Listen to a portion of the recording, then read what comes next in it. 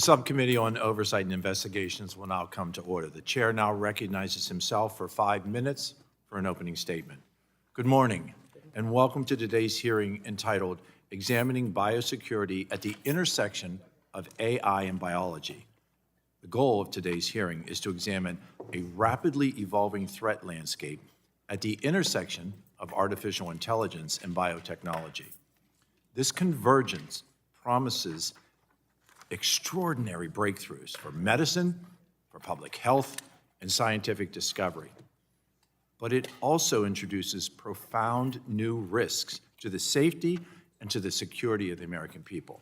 Our hearing today is about minimizing that risk of misuse and ultimately to protect national security, while also maintaining public support of AI's ability to assist with groundbreaking advances, such as finding life-saving cures for diseases like cancer.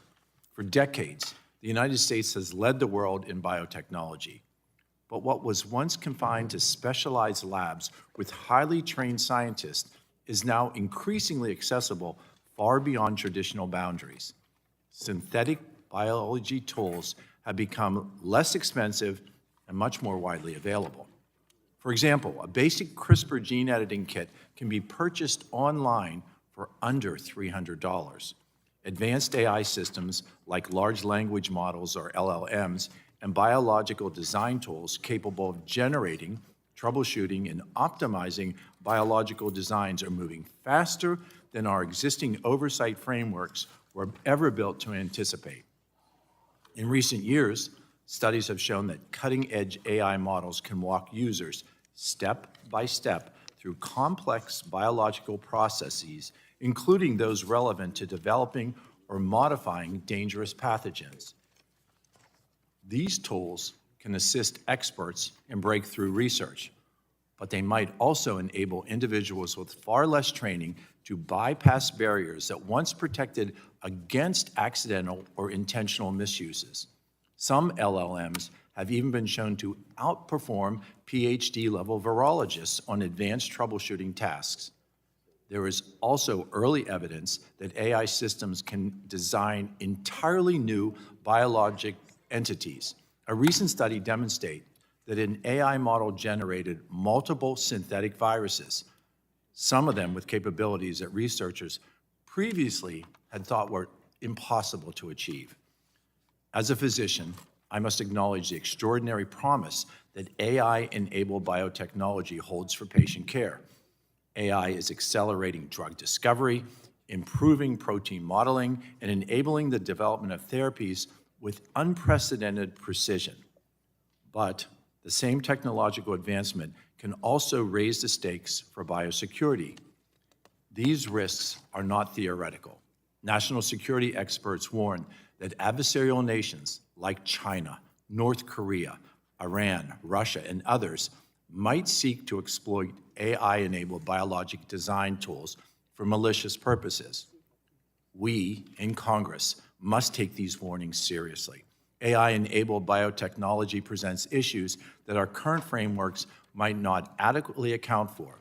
Existing government oversight systems, such as the dual-use research of concern policy, might not apply when an AI-designed organism is not identified as a select agent, not known to infect humans, or not developed with federal funds.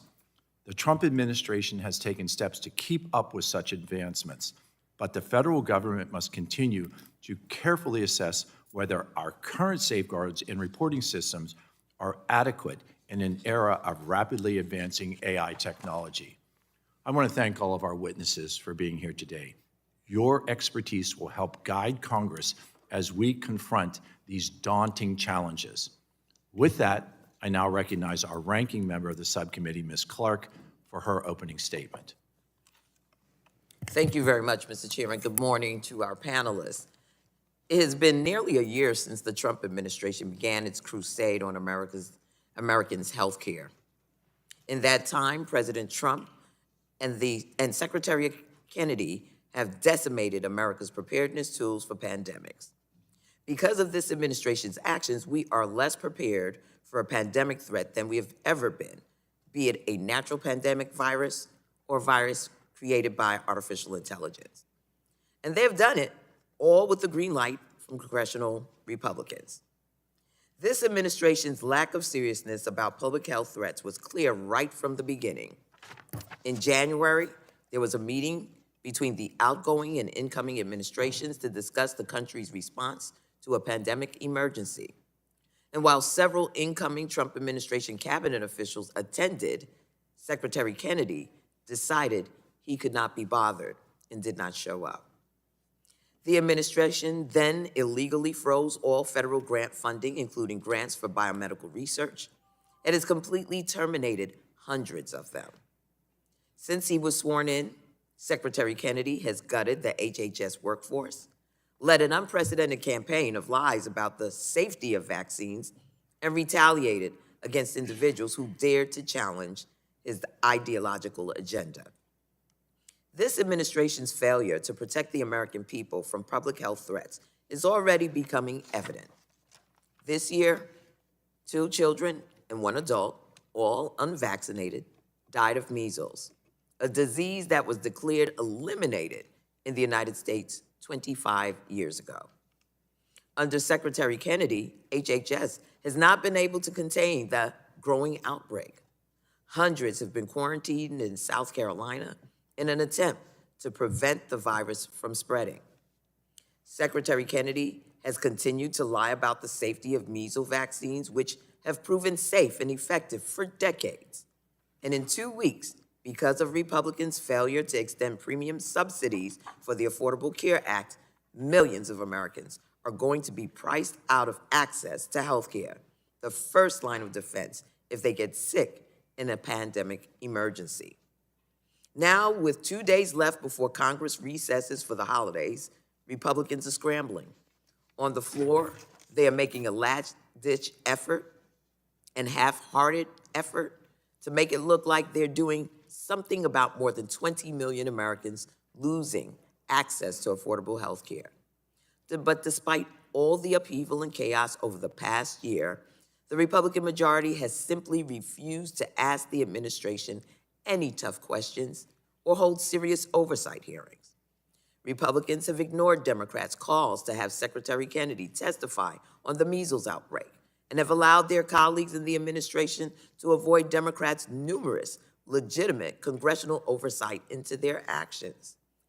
At the beginning of this Congress, Energy and Commerce Democrats introduced 23 amendments to the committee oversight plan in order to commit to actual oversight over Secretary Kennedy and HHS. Republicans said these amendments were unnecessary. They have given Secretary Kennedy the green light to carry out his ideological agenda undeterred. I understand the importance of examining biosecurity and AI and appreciate the witnesses with their testimony. But how can we address AI threats of tomorrow if Republican leadership refuses to address the public health crises of today? And how can we take seriously any bipartisan effort to talk about AI risks when the president has issued an executive order seeking to punish states that put up guardrails? History has shown that it is not a matter of if there will be another pandemic, but when. It does not matter if it is a natural virus or a virus created by AI. Every day that congressional Republicans enable President Trump and Secretary Kennedy's recklessness, we are less prepared for the next pandemic threat. It is an abdication of this committee's leadership and extremely dangerous for Americans across the country. And the health of the American people is going to continue to suffer until the dangerous, unqualified, and anti-science officials in this administration are held accountable. With that, Mr. Chairman, I yield back. Thank you. Thank you. The chair now recognizes the chairman of the full committee, Mr. Guthrie, for 5 minutes for an opening statement. Thank you, Chairman Joyce. Thank you for holding this hearing to examine biosecurity at the intersection of AI and biology. I am hopeful about the potential for medical breakthroughs because of advancements in AI and biological sciences.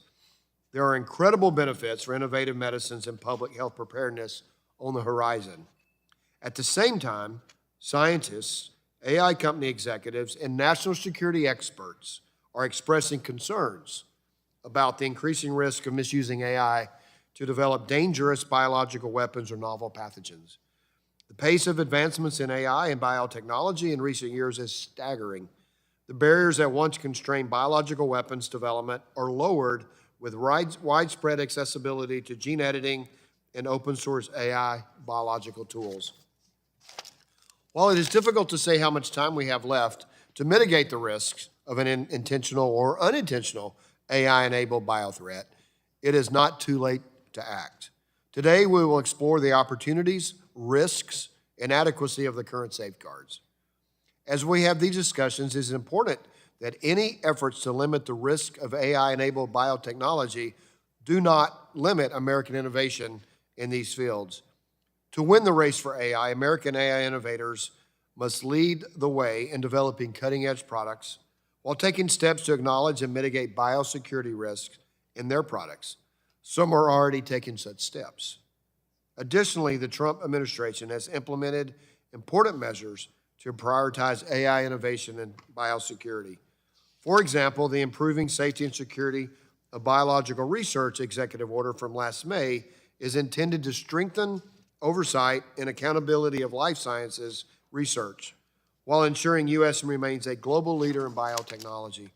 In addition, the administration's AI action plan, as well as other executive actions, are preparing for the novel risk of AI-enabled biothreats. In particular, the recently announced Genesis mission aims to unleash AI and biotechnology innovation, including detecting and countering biological threats. I look forward to discussing this emerging issue and examining ways we continue improving America's biosecurity infrastructure to keep up with the evolving technological landscape. I want to thank our witnesses for being here today. I look forward to hearing your testimony, and I will yield back. Thank you. The chair recognizes the ranking member of the full committee, Mr. Pallone, for 5 minutes for an opening statement. Thank you, Mr. Chairman. I cannot play along with whatever alternate reality exists in this hearing room for the Republicans today. In this very room earlier this year, Democrats fought for over 24 hours to try to prevent Republicans from taking health insurance away from millions of Americans and driving more hospitals to close across the country.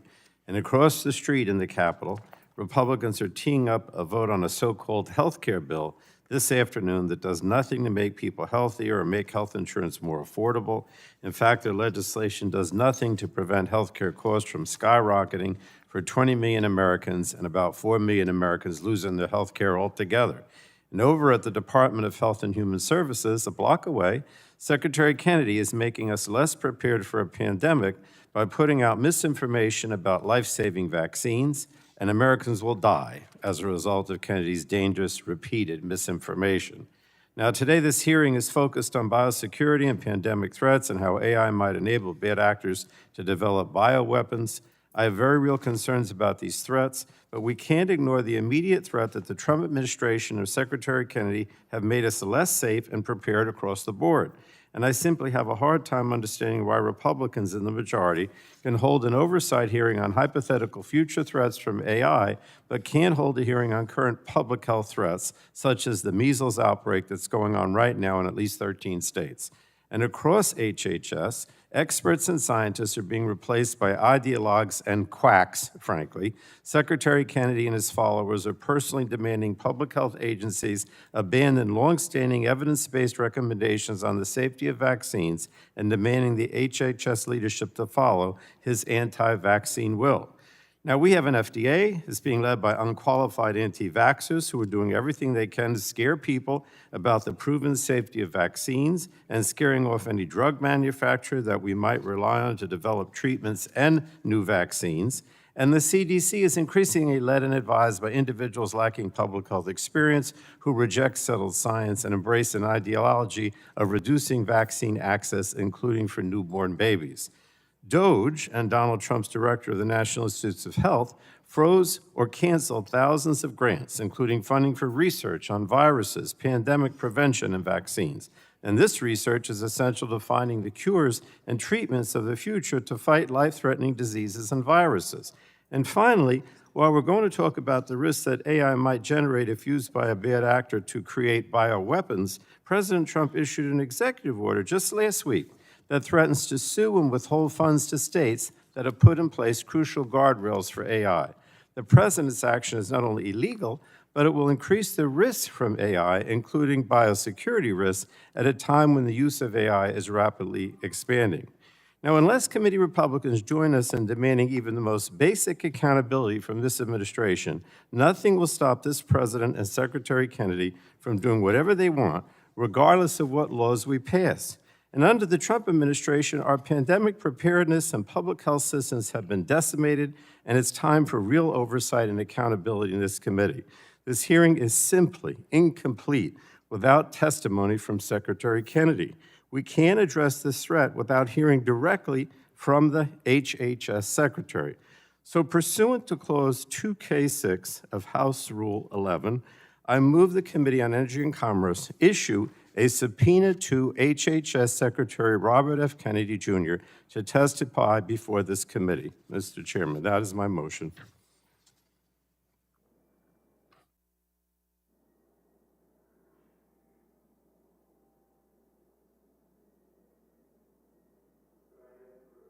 Mr. Chairman, could I ask for a roll call on my motion? Mr. Ranking Member, votes have been called. Can we address that when we reconvene? We're going to adjourn, and we will reconvene 5 minutes after the last vote has been cast. When do you plan to call the vote, and can you assure us it doesn't conflict with... We will reconvene and address that issue at the completion of this morning's voting session.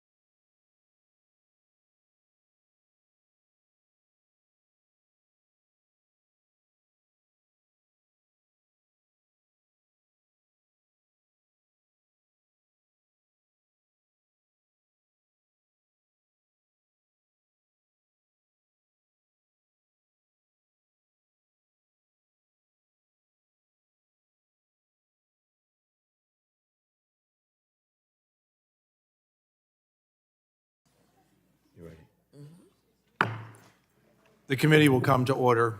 Prior to recessing for floor votes, the ranking member has made a motion. The committee will hold this motion in abeyance until approximately 30 minutes after floor debate begins on H.R. 6703. The chairman and the ranking member of the full committee made this agreement to postpone consideration of the ranking member's motion until that point. Thank you.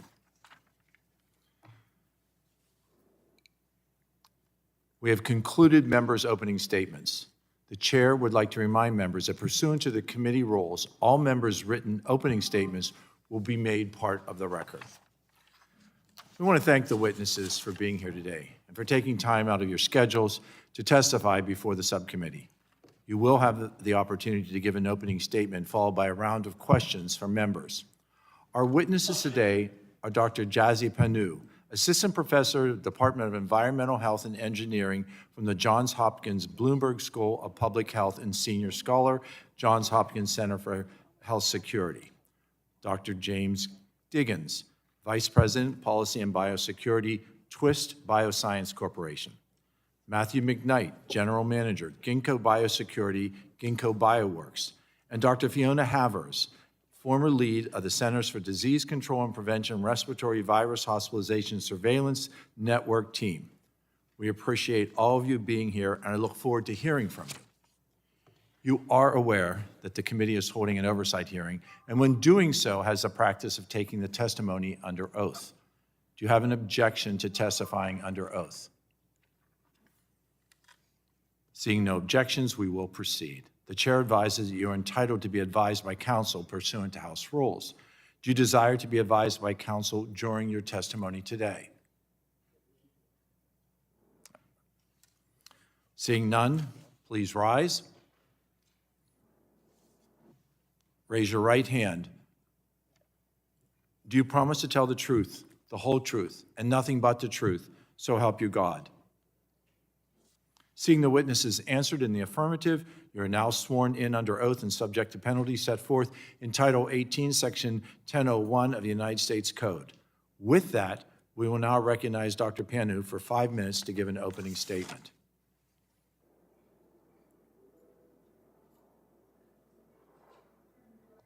Mike. Chairman Joyce, Ranking Member Clark, Chairman Guthrie, Ranking Member Pallone, and distinguished members of the subcommittee. Thank you for the chance to speak with you today. My name is Jassy Panu, and I'm an assistant professor at the Johns Hopkins School of Public Health and a senior scholar at the Johns Hopkins Center for Health Security. I'm also a board-certified internal medicine physician. I first want to commend you all for your attention to how we can improve our ability to prevent, detect, and respond to future biological events, including pandemics. Building our capacity to do this will protect the public by reducing the chance of these biological events, whether they were to come from a natural source, a lab accident, or the deliberate use of a biological weapon. AI has already been used to solve challenging biology research problems and is continuing to advance rapidly. It holds great promise in areas of biosecurity and biodefense. For example, AI could be used to improve pathogen surveillance and even provide early indicators of outbreaks, making it possible to contain them before they spread. It could be used to optimize medical countermeasure supply chains, both at the design stage for a countermeasure as well as manufacturing and distribution. These promising advances may not arise by default due to lack of incentives in the private market, and the government should consider these defense-forward applications of AI to strengthen our resilience to biological threats.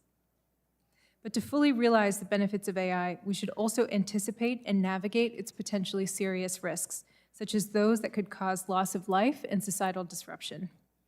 Researchers who monitor these risks have noted a few key areas. Large language models and AI agents can provide bad actors with biology knowledge, including bioweapons-related knowledge. They can also help users write code and carry out tasks in the digital realm. This is referred to in the field as AI uplift. Frontier AI companies in the US are now working with the US Center for AI Standards and Innovation, previously the US AI Safety Institute under the prior administration, to test their models for these risks and to develop safeguards. Biological AI models, those models that are trained on biological data, such as sequence and structured data, pose a different set of challenges. These models are used by experts, such as life sciences researchers. A small subset of these models have capabilities that could be misused, such as the prediction and design of properties of pandemic pathogens. In general, skill barriers to the use of these AI systems are falling as tools become easier to use and integrated. These are among the important risks that Congress will need to address. I recommend Congress take 3 steps. First, Congress should empower CASE to define the narrow set of biological AI models that could pose societal-level harms if misused.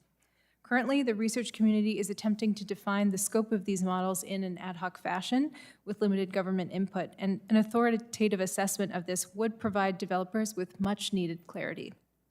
Second, Congress should task OSTP to develop a considered biological data security framework. Recently, over 100 leading researchers endorsed a statement that a narrow subset of biological data, such as pandemic pathogen data, could be misused using AI and should not be available for anonymous access as it sometimes currently is.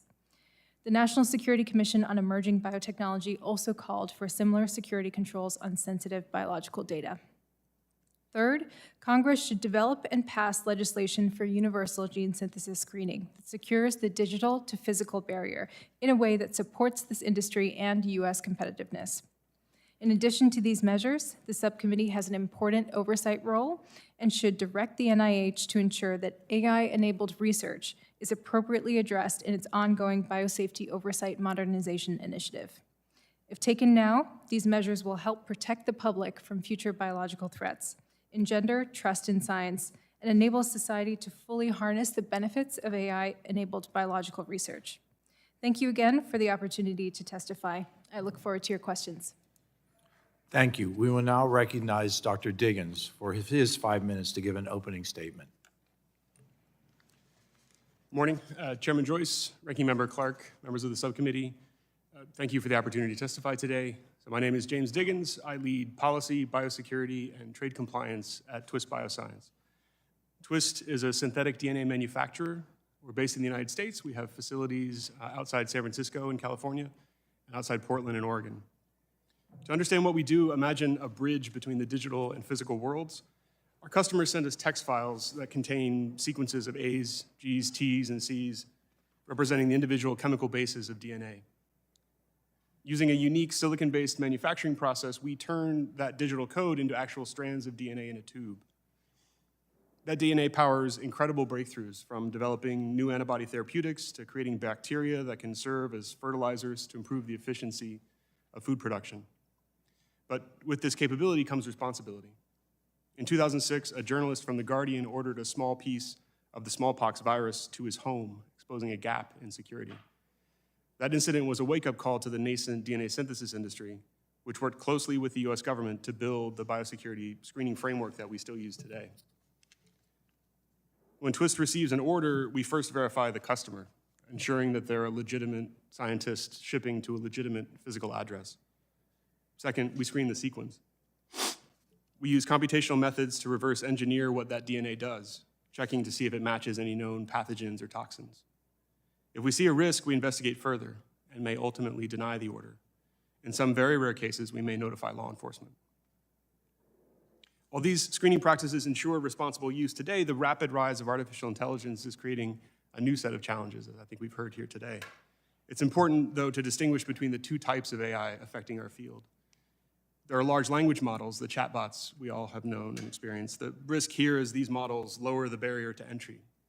As my colleague Dr. Pano described, the frontier labs are taking this threat seriously and implementing model guardrails.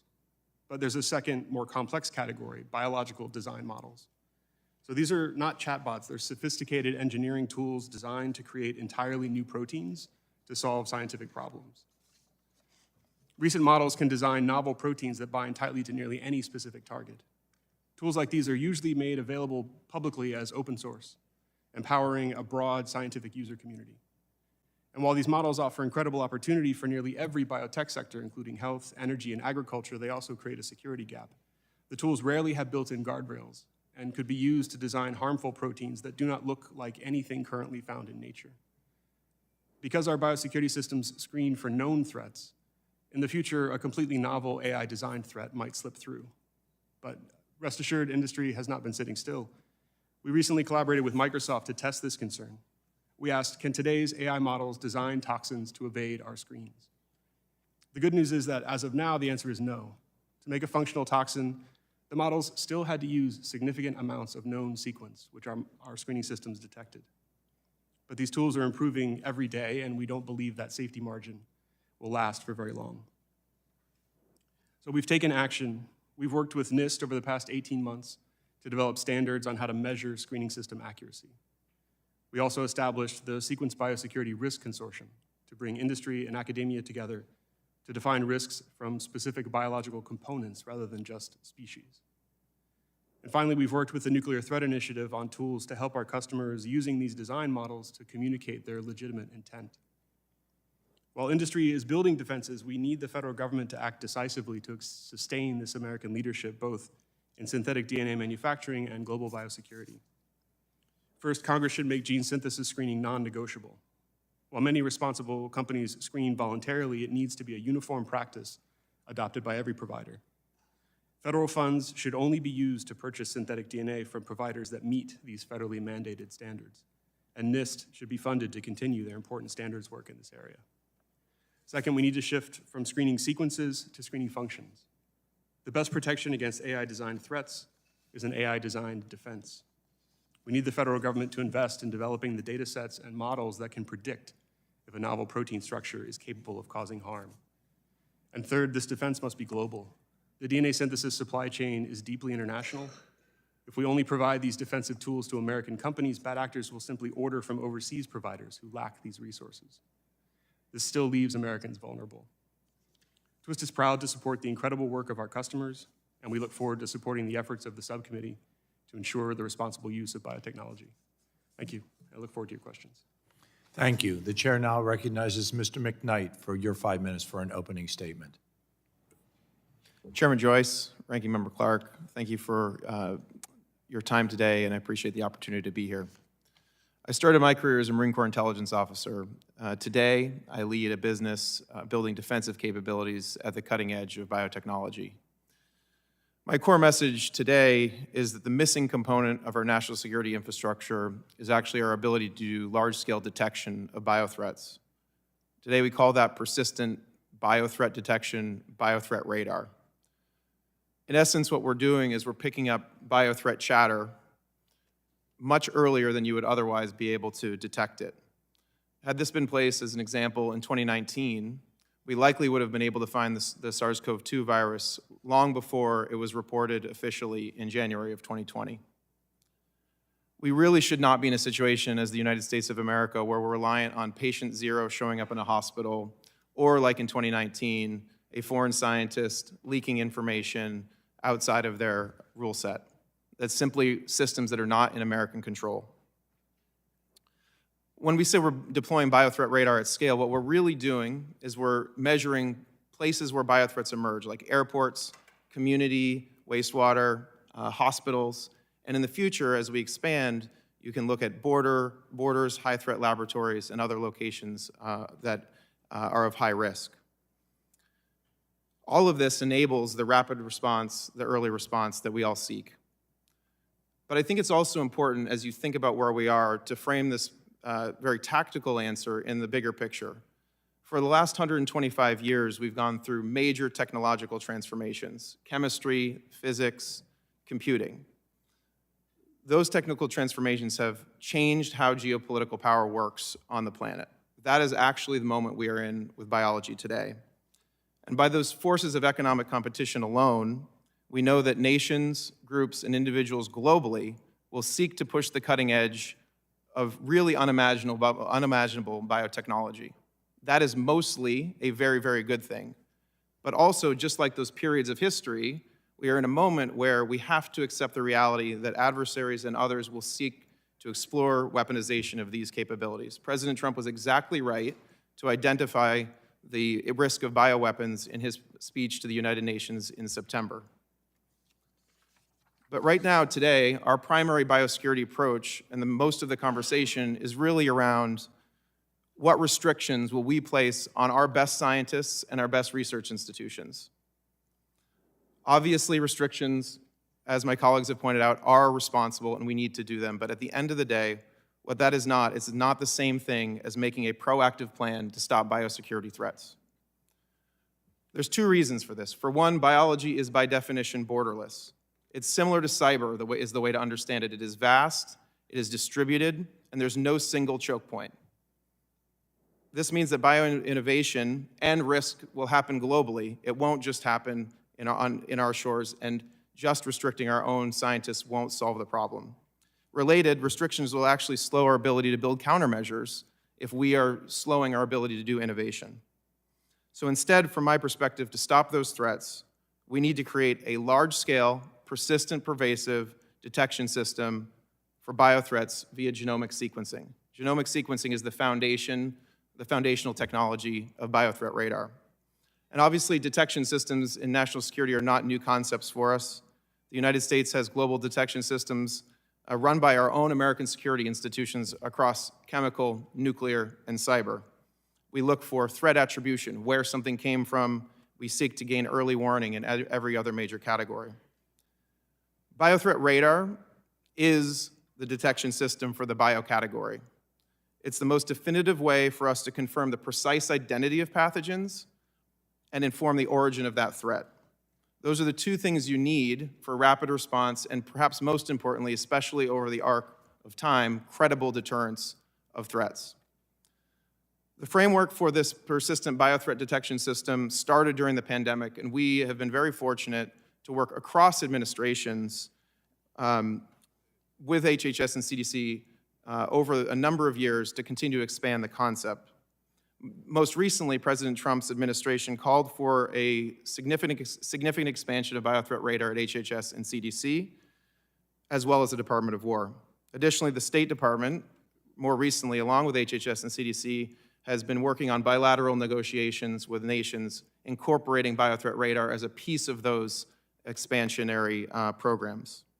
Each of these biothreat radar programs should be expanded to ensure America, its allies, have trusted, transparent, and sovereign capabilities for biothreat detection.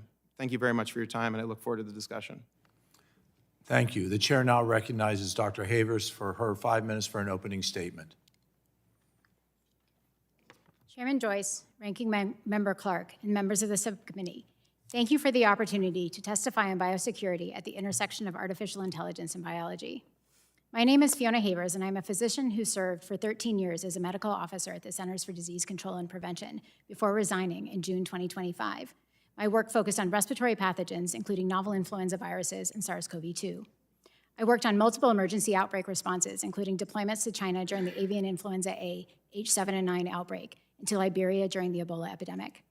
In early 2020, I joined the CDC COVID-19 emergency response, where I led national seroprevalence studies and later a surveillance network that monitored COVID-19 and RSV hospitalizations.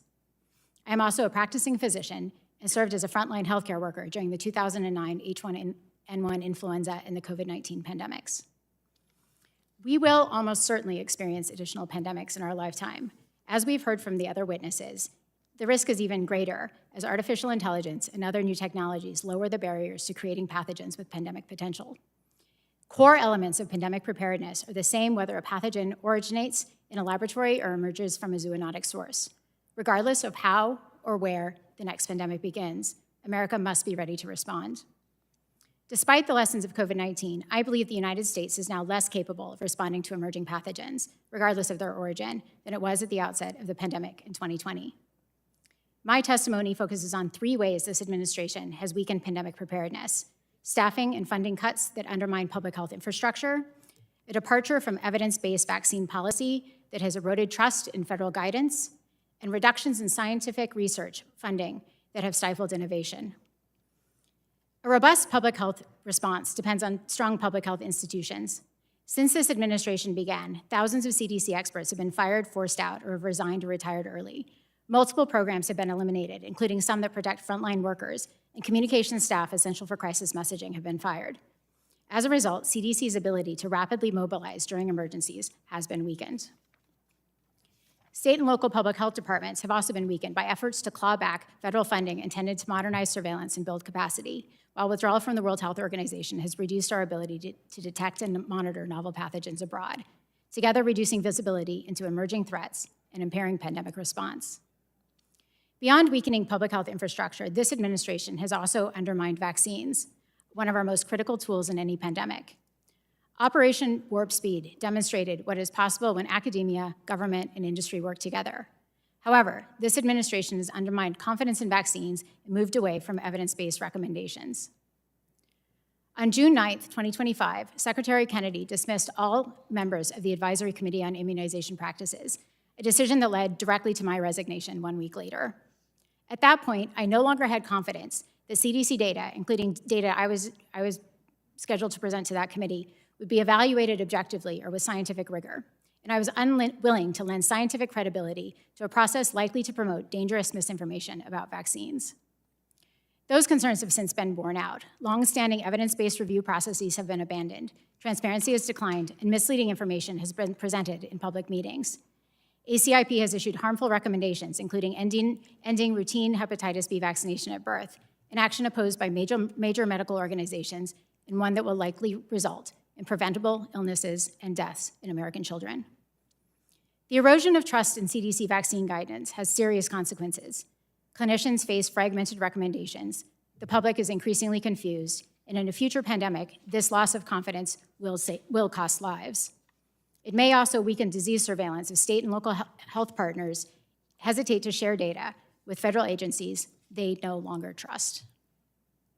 Scientific innovation critical to preparedness has also been undermined. Cuts to mRNA research, including funding for an avian influenza A H5N1 vaccine, along with reduced NIH funding and regulatory instability at FDA, threaten the development of countermeasures we will need when the next pandemic emerges. In closing, I want to speak briefly as a physician. In May 2020, I watched patients die in overcrowded ICUs while carrying my N95 mask in a brown paper bag during PPE shortages, and I isolated from my family to protect them from a virus we barely understood. I felt profound relief when I was vaccinated in early 2021. The next pandemic, whether it originates in a laboratory or from a zoonotic source, could be far worse than COVID-19. Biosecurity and pandemic preparedness are bipartisan issues. I urge this committee to exercise its oversight authority to halt the destruction of our public health and scientific institutions, restore evidence-based leadership, and ensure that the United States is prepared for the next pandemic. Thank you. I thank you for your testimony, and we will now move to questioning. I will begin and recognize myself for 5 minutes. Dr. Panu, in your testimony, you described biological AI models and the threat of their misuse as raising the ceiling of harm. Would you agree that while the capabilities and potential risks of these models are difficult to measure, proactive steps to safeguard against their misuse are necessary before another major threat emerges? Thank you for the question, Chairman. Yes, I do agree that proactive measures are necessary. I think that biological AI models that could pose societal risk are a small subset of overall biology, AI-enabled biology research. That small subset needs to be better defined and scoped, and oversight should be conducted for those models. Given the rapid advancements that we're seeing in AI and synthetic biology, how urgent is it to be proactive and conduct oversight and mitigate risks as a part of any overreaching strategy, actually to protect the medical safety of all Americans? Thank you for the question. I think that the rapid pace of AI advances do warrant proactive oversight of this technology for risks that can be anticipated. I think society has had a challenging time exactly predicting how and when AI will advance. And so rather than relying on guesswork or prediction, we should have methods for evaluating capability advancement. Thank you. Mr. McKnight, recent reports have indicated that China is collecting large amounts of biological data, both from their own population and from abroad. This data could be used to develop AI programs with some of the concerning capabilities that we have discussed here this morning. Let's hone in on that. What types of biological data do you think are the most vulnerable to being misused when paired with AI? Thank you, Mr. Chairman.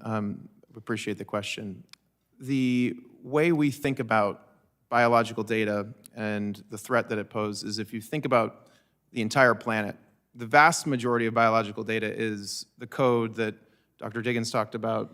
All of the living things on the planet are coded in DNA. Today, to a first-order approximation, we monitor very little of it. If you think about the corollaries with cybersecurity or with any other type of security where we're looking at any adversarial threat constantly, persistently, pervasively, the challenge is when you take that diversity of information and then you combine it with AI tools, the threat frontier of what could be made changes dramatically. And until we are able to defend by using the same AI tools that we use to create new models and flip them around to interpret data coming out of the environment, whether it's natural or man-made, we are going to be essentially blind in detecting this brand new, amazing number of threats that could be invented over the next 1 to 50 years. And I think it's very important we recognize the scale of the challenge that is facing us. Dr. Diggins, are the DNA synthesis screening regulations that are currently in place adequate to protect against malicious actors seeking to create a bioweapon? Thank you for the question, Mr. Chairman. We don't feel they are.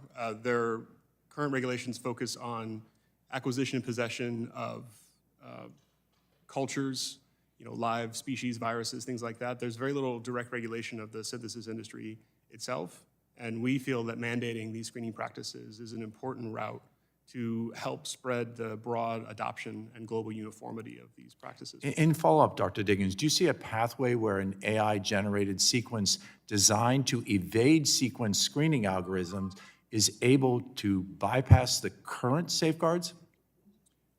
So the work we've done with Microsoft, I think, has shown that the current generation of models is not sufficiently good at doing that.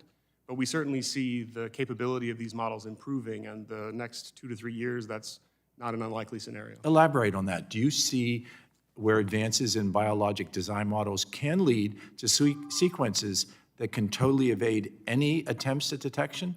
Is that a possibility? On the individual protein function level, yes. So thinking like something like a toxin, redesigning that, I think there's a good chance in the next 2 to 3 years where you might see proteins where we wouldn't be able to detect. In my final few seconds here, in your testimony, you stated that you screen requests for genetic material and that you at Twist have denied some of those requests. How frequently has that occurred in the last 6 months, year? It's extremely infrequent, which I think we should all find comforting.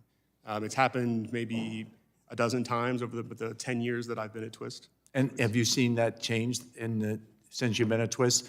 You said that that's a relatively small number over a 10-year time span. Have you seen in recent years an increased number of requests that you have had to deny? I can't say that we've seen an appreciable increase in that rate, no. I thank you. My time has expired. I yield now to the ranking member for her 5 minutes of questioning. Thank you, Mr. Chairman. Republicans on this subcommittee have spent this year burying their heads in the sand as Secretary Kennedy and President Trump decimate this country's ability to prepare for and respond to future pandemics. America needs to prepare to respond to all health threats, whether it's a virus that jumps from an animal to a human or a bioweapon designed using AI by malicious actors targeting Americans.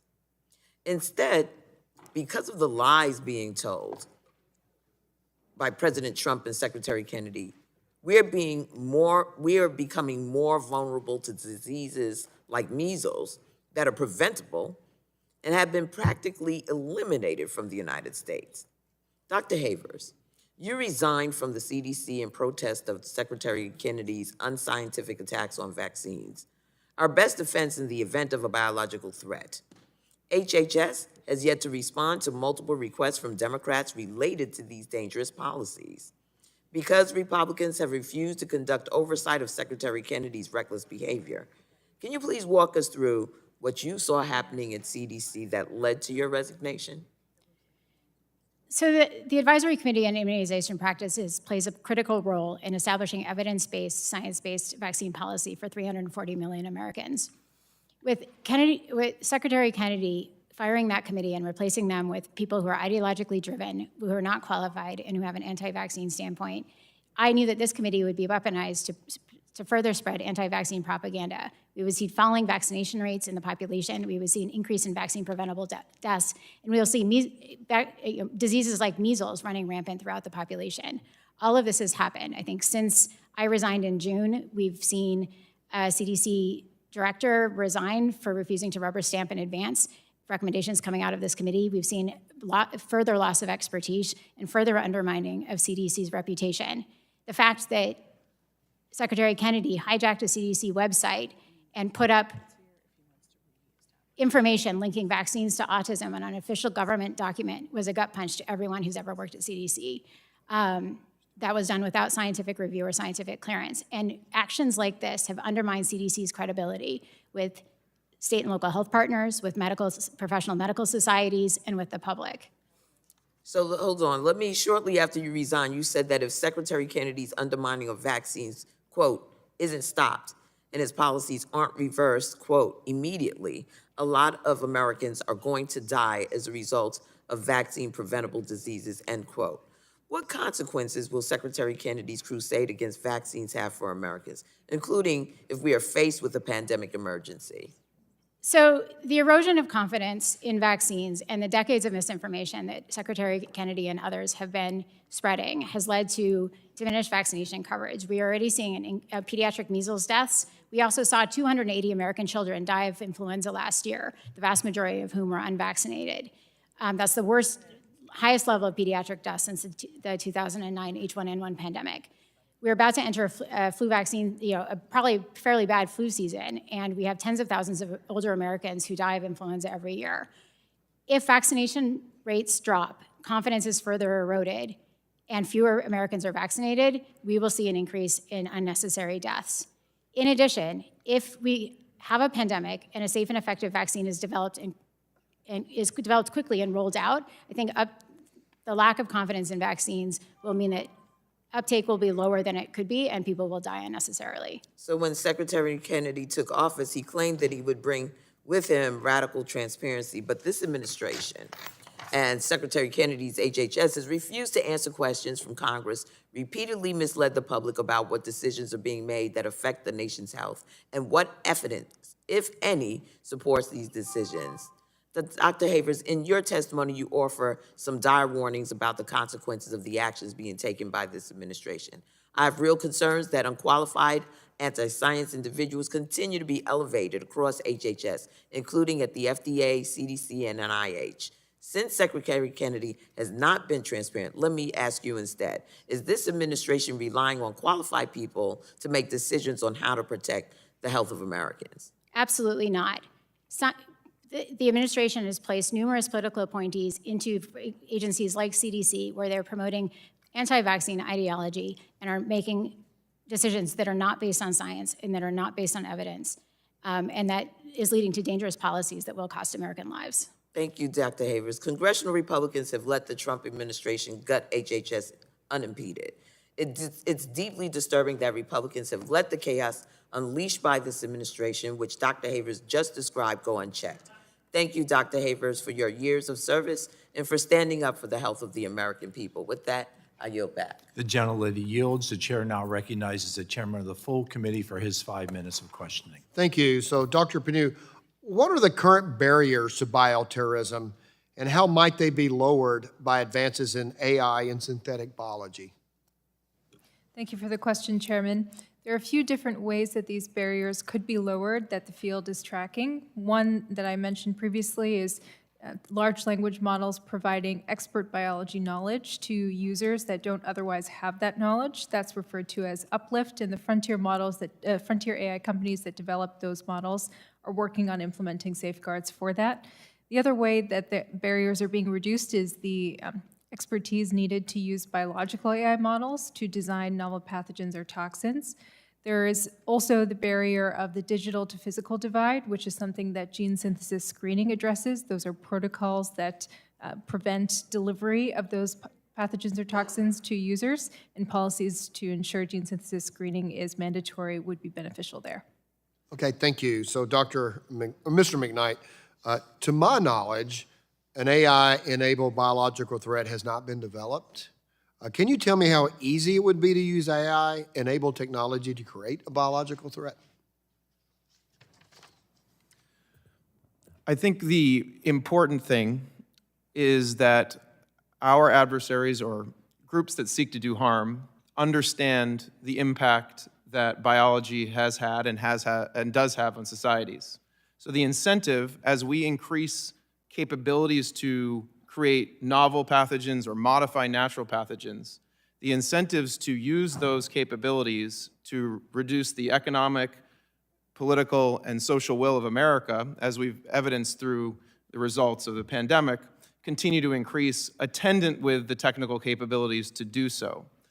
Unless we take and create a significant deterrence architecture, which we have done in other domains, the idea that the advantage of using those capabilities is real. And what I mean by that is today, if somebody were to do something, we have an inability to detect that and do attribution of where it came from.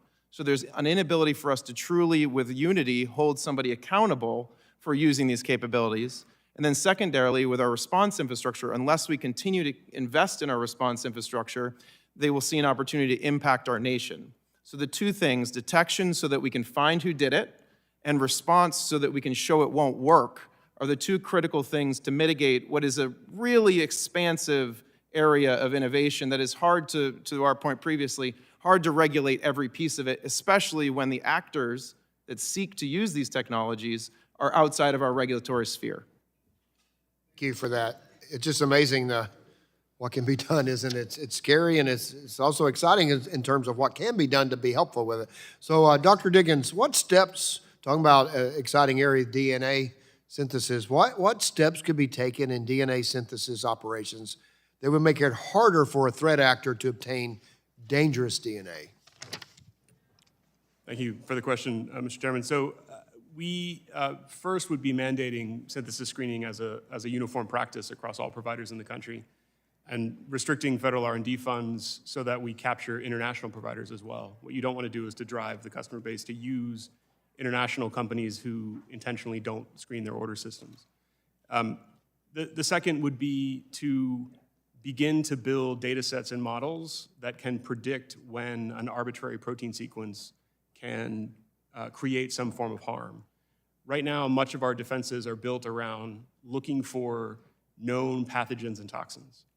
And these AI biodesign models allow us to kind of step back from that and to generalize the idea of how does a protein cause harm? And we're not very good at that right now. And so this is, I think, a really important role the federal government can play to develop those data sets and models that can generalize that detection response. Okay, thank you. And Mr. McKnight, how do we protect sensitive biological data sets while supporting open scientific research? Thank you for the question. This is a very critical one. The reality is today, we need to generate more biological data first. Protection is a critical component of it. But without the amount of data that we need to focus on developing good solutions to counteract adversarial development, we're actually in an imbalance of data protection today. But then very directly to the question, we need to treat biological data with the same privacy restrictions that we treat our most sensitive data, both in the national security community on the intelligence side, and also as it relates to human privacy. Thank you. Thank you. My time's expired now. Yield back. The gentleman yields. The chair now recognizes the ranking member of the committee, Mr. Pallone. Thank you, Mr. Chairman. Before we move to my questions, I just wanted to again say that this hearing is incomplete without testimony from Secretary Kennedy. I don't think we can address this threat without hearing directly from the HHS Secretary. So pursuant to Clause 2K6 of House Rule 11, I move that the Committee on Energy and Commerce issue a subpoena to HHS Secretary Robert F. Kennedy, Jr. to testify before the committee. Mr. Chairman, I move to table that motion. The motion is not debatable. There has been a motion to table the motion for the subpoena. All those in favor of tabling this? Mr. Chairman, I'd ask for a roll call. The gentleman asks for a roll call vote, and the clerk will record the call.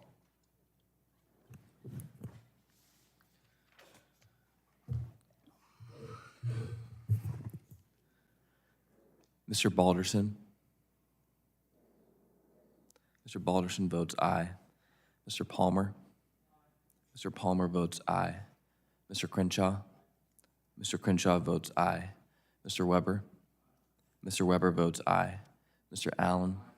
Mr. Allen votes aye. Mr. Fulcher? Mr. Fulcher votes aye. Mrs. Harshbarger? Mrs. Harshbarger votes aye. Mr. Rulli? Mr. Rulli votes aye. Mr. Guthrie? Mr. Guthrie votes aye. Ms. Clark? Ms. Clark votes no. Ms. DeGette? Ms. DeGette votes no. Mr. Tonko? Mr. Tonko votes no. Mr. Han? Mr. Han votes no. Ms. Fletcher? Ms. Fletcher votes no. Ms. Ocasio-Cortez? Ms. Ocasio-Cortez votes no. Mr. Mullen? Mr. Mullen votes no. Mr. Pallone? Mr. Pallone votes no. Chairman Joyce? Chairman Joyce votes aye.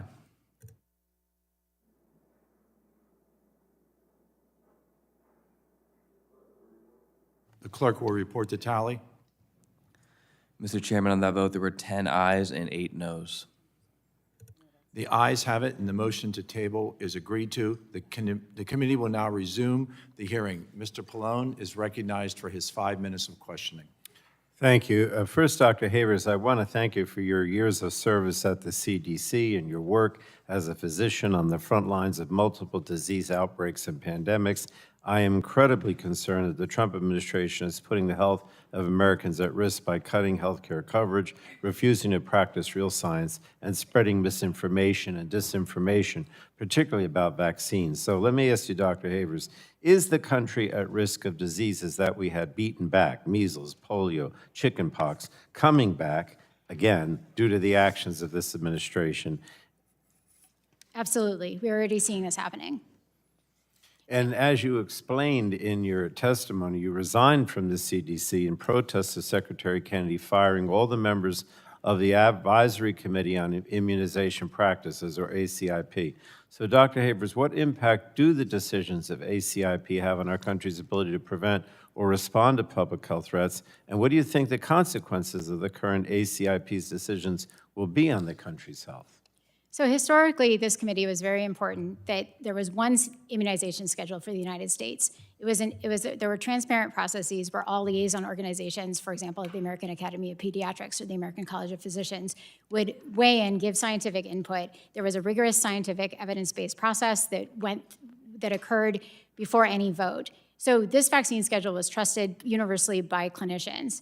What we're seeing happening now with a firing of ACIP and the replacement by an ideologically driven committee is that we're seeing not only critical recommendations being taken away, but we're also seeing clinicians being confused, state and local health departments and organizations are coming up with their own vaccine schedules. And this has done incredible damage to CDC's reputation.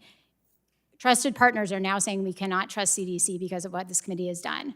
Furthermore, doing things like removing the universal hepatitis B birth dose recommendation, which has been in place for more than 30 years and was credited with basically eliminating pediatric hepatitis B in infants and children in the United States. They voted to remove that recommendation. That is going to cost children lives. Like, that will kill. We're going to see preventable deaths occurring. So not only has this administration taken a sledgehammer to CDC's credibility, but they are making decisions that are going to lead directly to an increase in vaccine preventable deaths, while making it much harder for frontline healthcare workers, such as pediatricians, to have conversations about what vaccines should be recommended, why they're recommending something that CDC no longer recommends, because they are doing what is based on science, what is based on evidence, and CDC is no longer issuing recommendations that are based on science. Well, during the first Trump administration, Operation Warp Speed brought together government, research institutions, and drug manufacturers to quickly develop, manufacture, and deploy COVID-19 vaccines. It was a huge achievement, and I'm worried that if we tried the same thing today, we would not have willing partners in industry, an appropriately resourced research and public health workforce, or a public even willing to take whatever treatment or vaccine is developed. So, Dr. Havers, if we suddenly found ourselves dealing with a new pandemic threat, whether man-made or from nature, are we better off or worse off than we were before COVID-19 because of the actions of the Trump administration? We are unquestionably worse off. And if there were a lot of hard-earned lessons from COVID-19, I mean, I think that we all saw, it seems like the Trump administration is hell-bent on ignoring the lessons from COVID-19 and erasing any progress in science and public health. So my last question is, what are the top things that you think the government should be doing to keep Americans healthy and safety that the Trump administration is not currently doing? Well, this administration needs to move back to policies that are driven by science and not ideology. It needs to invest in public health infrastructure, strengthen local state and local health departments, as well as CDC, and stop attacking experts for science, for making decisions based on science. I think we are definitely, I mean, there are also, as we're hearing, we need to invest heavily in science, not cut NIH grants that could lead to novel innovations that could protect us in the next pandemic. FDA needs to be returned to having a standard regulatory process so that industry and other partners will see the United States as an environment where they can develop novel therapies and then have sort of a standard process that if they meet certain benchmarks, they know it can get approved. I think having an ideologically driven HHS leaderships means that whole environment has been upended. I think we're losing scientists to go abroad. I think innovation and other things will, scientific innovation and research is being ground to a halt. And we are lacking our public health infrastructure that it will allow us to respond to pandemics has been significantly weakened in this administration. Thank you very much. Thank you, Mr. Chairman. The gentleman yields. The chair now recognizes the vice chairman of the committee, Mr. Balderson, for his 5 minutes of questioning. Thank you, Mr. Chairman, and thank you all for being here today. My first question is for Dr. Diggins.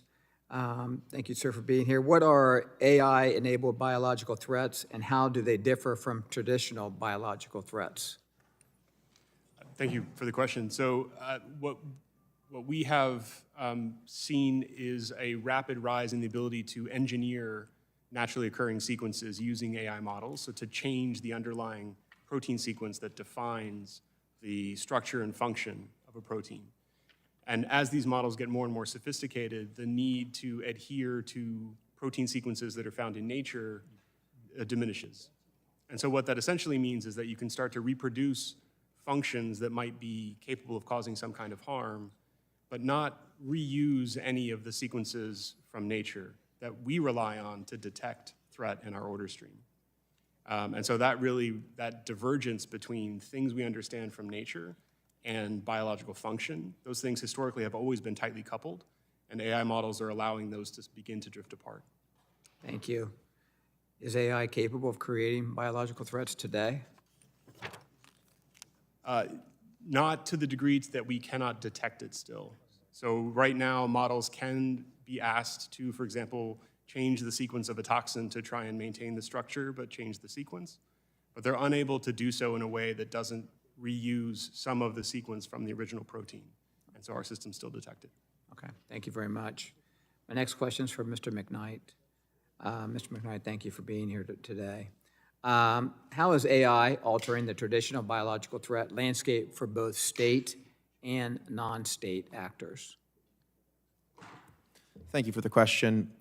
I think there's an interesting way to understand what's happening that we've seen in other domains, and I use the cyber domain. Generally, we don't classify something as a domain of operations, and remember I have a military background, until we as humans are able to access it with engineering. So we added space as a domain when it truly became accessible via modern rocketry. Same thing back in the 1890s with the oceans. Once we had coal-fired shipping, it became accessible. So with biology, I think the way to conceptualize the landscape of your question is it is now a domain in which humans can interact with it with engineering capabilities. And that fundamentally changes how we think about the opportunities as we generate new engineering tools to create anything out of a foundation of nature. But it also changes how we must think about the scale of investment in defense. It's like when we move cyber from the IT department into cyber command. It's a fundamental reorientation, and the way to think about that is, I think, really how we need to be scaling the investment that we're making as a country with the new capabilities of compute, AI, plus our knowledge of biology. That creates a surface that we really will continue to be behind until we reframe fundamentally how we are monitoring and responding to those new capabilities. Okay, thank you very much. My next question is for Dr. Panu. Thank you for being here. What specific biological capabilities could AI make more accessible or feasible for actors who previously lacked the expertise to create or modify pathogens? Thank you for the question, Vice Chairman. Overall, as you've heard multiple times today, there's incredible promise that comes from some of the AI-enabled biological research that's being done. And with that great promise, there will be new capabilities. In terms of biological AI models, there are models that are used, for example, to predict the properties of pandemic pathogens or modify those properties. I think it's for those models, that narrow subset, that there are particular concerns that if misused, they could pose societal level harms. Thank you. And Dr. Diggins, back to you. And we have 40 seconds. Could AI meaningfully reduce the knowledge historically required to carry out advanced genetic engineering? Thank you for the question. I think on the design side, yes, not on necessarily on the physical construction and testing. Okay. If so, what risk and benefits could this have? A lot. Many. Thank you. Mr. Chairman, I yield back. The gentleman yields. The chair now recognizes Representative DeGette for her 5 minutes of questioning. Thank you, Mr. Chairman. We can all agree that a strong public health and biodefense system is critical to keep Americans safe. But as Dr. Haver so eloquently stated in her opening statement and then in questioning, because of this administration's dangerous denial of science and also their irresponsible budget cuts to the agencies responsible for biodefense, early detection and addressing it is in even worse shape than it was when we had the pandemic in 2020. And let's just go back to this measles outbreak that we have.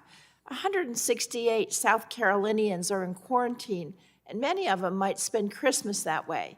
Of 135 confirmed cases in the outbreak, 127 of the people are known to be unvaccinated, and one of them, only one, was fully vaccinated against measles. We've had nearly 2,000 measles cases nationwide this year, the most since 1992, meaning we have erased almost 30 years of progress in just 11 months, and we're likely going to lose our measles elimination status. Let that sink in. Dr. Havers, what has led to this? A number of things have led to this, but I think the most important one is that decades of anti-vaccine misinformation spread by Secretary Kennedy and others have led to declining measles vaccination rates in the population and a loss of herd immunity, meaning that once measles is introduced into a community, it can spread unchecked. Once it is spreading, it is very hard to contain. It's one of the most infectious pathogens that we have. So I think, but in this setting, in this administration, has failed to control these outbreaks.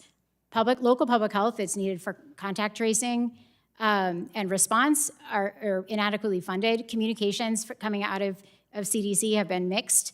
And we have a health secretary that is, on one hand, saying, yes, I support vaccination during an outbreak, but then is putting false information linking vaccines and autism on an official CDC website. I am not surprised we have not been, this administration, we have not been able to control this. And let's talk about that. Earlier this year, the administration cut $11.4 billion for the state and local public health people that you're saying are the ones that have to track this. Is that right? Yes, I mean, huge funding cuts have happened. And a lot of that was restored to blue states after they sued in court, but others are still out billions of dollars meant for public health. How does that impact our preparedness to take on an emerging biological threat? Well, I think that weakening state and local public health departments means that we are unable to, we will not have the resources on the ground to respond to a threat. I also think that there's a risk that in this environment where federal funding is cut to areas that have weaker state and local health departments, we'll see greater disparities and greater harm and greater negative impacts of a potential pandemic in, for example, red states that don't have a strong local health department. Which is crazy. That's crazy. Yeah. Now, Mr. Chairman, as you know, I'm the ranking member of the Health Subcommittee, and on February 19th, March 7th, April 1st, September 3rd, September 4th, September 10th, September 17th, September 18th, and December 12th. I requested hearings on behalf of my subcommittee to no avail on this. The Health Subcommittee, in the midst of this breakout and crisis, has not met since September, and the Health Subcommittee has only met 9 times this Congress between hearings and markups, and I think this is because the majority is afraid of bringing RFK Jr. in, as Mr. Pallone moved that we do. I just want to put in the record a sampling of the devastation of our public health agencies and capabilities that RFK Jr. has presided over, in no particular order. Testifying to Congress that he had no awareness of DOJ's activities that devastated research, either lying about his involvement or allowing an unauthorized entity to run amok in his own department without his knowledge. Firing the new CDC director, Susan Monterez, within weeks of her confirmation, and forcing the resignation of multiple other CDC senior leaders like Dr. Haver, sitting right here today, completely destabilizing our nation's public health agency. Removing all members of ACIP and installing compromised, unqualified loyalists, leading to the end of an evidence-based recommendation for universal hepatitis B vaccination, cutting U.S. support for mRNA research, which is what helped us get the COVID vaccine. I could go on, but my time is ending. This is why, Mr. Chairman, early in the new year, first week of January, I demand that we have a hearing in the House Subcommittee with RFK Jr. so he can come and talk to us about how he's going to reverse these dangerous policies that he's instituted. I yield back. The gentlelady yields. The chair now recognizes Dr. Harshberger for her 5 minutes of questioning. Thank you, Mr. Chairman, and thank you to the witnesses for being here today. I'll start with Dr. Panu. Are there early warning indicators, whether they're digital, biological, or supply chain, that could help identify AI-enabled biological misuse? Because you talked about that digital to physical barrier. Thank you for the question. I think that supporting that kind of capability would be very important. I can't say that I'm personally aware of the existence of something that is robust and addresses all the points that you raised, but we should certainly invest in having such capabilities. Okay. Thank you. What about you, Dr. Diggins? I would echo that answer. I'm not aware of any capability that exists now, but I think it's important that we build it. Mr. McKnight? Yes, one of the key capabilities that we work on is when you take a sample with biothreat radar from an airport or from a community or from a threat location, you bring it and you do DNA sequencing with it, and the DNA sequencing data comes off the sequencer. And then we have a set of tools that we're constantly developing with cutting-edge machine learning and AI to analyze that DNA and tell you what's in it. What different types of pathogens? Are there new things that you haven't seen? And one of the very specific tools that we work on that was developed in conjunction with IARPA, the intelligence community's DARPA, is a tool that actually looks and algorithmically scores to identify if something has been genetically engineered or not, to give you a sense of could this have been made or designed with different types of tools. And those are the types of things we really need. When you invest in biothreat radar, you're investing in those types of capabilities as part of a system that will continue to evolve. Well, this goes into my next question. Are export controls effective at restricting adversarial access to certain AI models, biological data, software, automated lab equipment? Mr. McKnight? I think there's two important parts of that question. As it relates to export controls, like we look at every other area of technology, it's certainly not my core area of expertise, but it is something that very much merits continued review. The other side that I worry more about is because of what I mentioned in my opening remarks, right? Biology is borderless. We know because it is distributed, it can be done, and I think Dr. Diggins and I talk a lot about the DNA, even the DNA synthesis screening topic. Well, adversaries aren't going to follow our rules. You can make DNA in a garage or in your own laboratory, so there's other ways to get around if you look for nefarious purposes. So unless we are aggressively investing in our own innovation, Yeah. adversaries outside or other places outside of the country they don't need our export. They will build their own capabilities that will outpace what we do. Well, it's what Dr. Diggins said about two reputable companies that make synthetic DNA. That's a little bit frightful. And Mr. McKnight, you said that we need a large-scale system to detect biothreats. So which nations are we working with on these biothreats? Yeah, yes, I think thank you for that question. I think when we talk about the concept of biothreat detection or bioradar, as I mentioned, this was a concept started during the pandemic and has continued over multiple different administrations. The president's budget calls for biothreat radar expansion at CDC and HHS today. That is absolutely critical. But also at State Department, what is going on is in the process of negotiating a set of new bilateral MOUs with our friends and allies around the world. They are incorporating the concept of biothreat radar in partnership with HHS CDC to deploy that in a similar way in countries that are partners with us. So then you can see how that develops a system where there's a US-built and partnered technical system for verification of biothreats on a bilateral and then multilateral basis with our partners. And that's being worked on by the State Department today. Just 2 weeks ago, they announced the first of those during the MOU with Rwanda with the announcement of the DRC-Rwanda peace agreement. Good.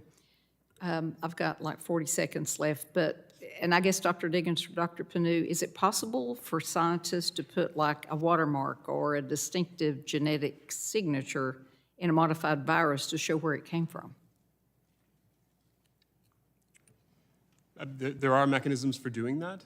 However, there are also mechanisms for removing those watermarks. And so the idea that they're persistent is difficult to ensure. Dr. Panu? I second that comment exactly. I think the other challenge is once you have a virus that's out in nature, we don't know whether those watermarks persist over time. Yeah, so it's not that accurate, is what you're saying. Okay, thank you to the witnesses, and I yield back, sir. The gentlelady yields. The chair now recognizes Mr. Tonko for his 5 minutes of questioning. Thank you, Mr. Chair.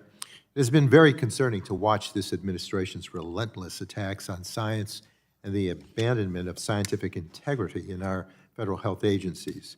Decisions about health care must be free of political interference and based on science, not extreme ideology. So, Dr. Havers, according to your testimony and other public statements, you resigned from CDC in large part due to what you perceived as its loss of scientific credibility. In what ways has Secretary Kennedy undermined CDC's scientific credibility, and what are the consequences of that for Americans' health? Secretary Kennedy has undermined CDC's scientific credibility, in large part, as I've mentioned, by using CDC as a mouthpiece for the anti-vaccine movement. They're putting false information on CDC websites. They're curtailing communications coming out of CDC, and using vaccine policy meetings that used to have the highest standard of scientific rigor to now promote false information and calling into question the safety and efficacy of well-established vaccine recommendations. If state and local health partners are saying they can no longer trust CDC guidance, I think if we had another pandemic, CDC's ability to lead a coordinated federal response when we've lost the trust of the medical community, we've squashed scientific innovation and taken away tools that would be most useful for us in the next pandemic, including mRNA vaccines, and state and local health partners no longer trust us, we are not the US no longer has an ability to have an effective federal response, given what this administration has done. Thank you. And Secretary Kennedy is destroying the guardrails once in place to ensure that health policies are justified by scientific evidence. For example, Secretary Kennedy announced a change in the COVID-19 vaccine schedule for children and pregnant people without any input from CDC subject matter experts. And at meetings of the Advisory Committee on Immunization Practices, Secretary Kennedy's handpicked members have made vaccine recommendations that would take vaccines away from millions of Americans, even though there is no science to support those given decisions. The Secretary was able to get away with these changes by undermining career experts at CDC and installing ideological allies to rubber stamp his agenda. So when Secretary Kennedy ignores career scientists and only listens to his own allies, What is the effect on CDC's credibility and scientific integrity? I mean, it has been destroyed in a few short months. I loved working at CDC. The career that I had there was incredible because I was able to do nonpartisan work that was based in science and evidence. The fact that people like me are now saying you can no longer trust recommendations coming out of CDC is shocking. I never thought I would be in a position to say something like this. And the amount of damage that this administration has done to federal scientific and public health agencies and their reputation and their credibility across the country in multiple communities, including the medical community and the scientific community and around the globe, is really heartbreaking, honestly.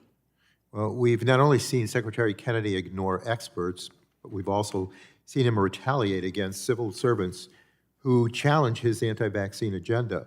For example, he pushed President Trump to fire CDC Director Susan Manaras after she refused to sign off on ACIP's vaccine recommendations without first reviewing the evidence.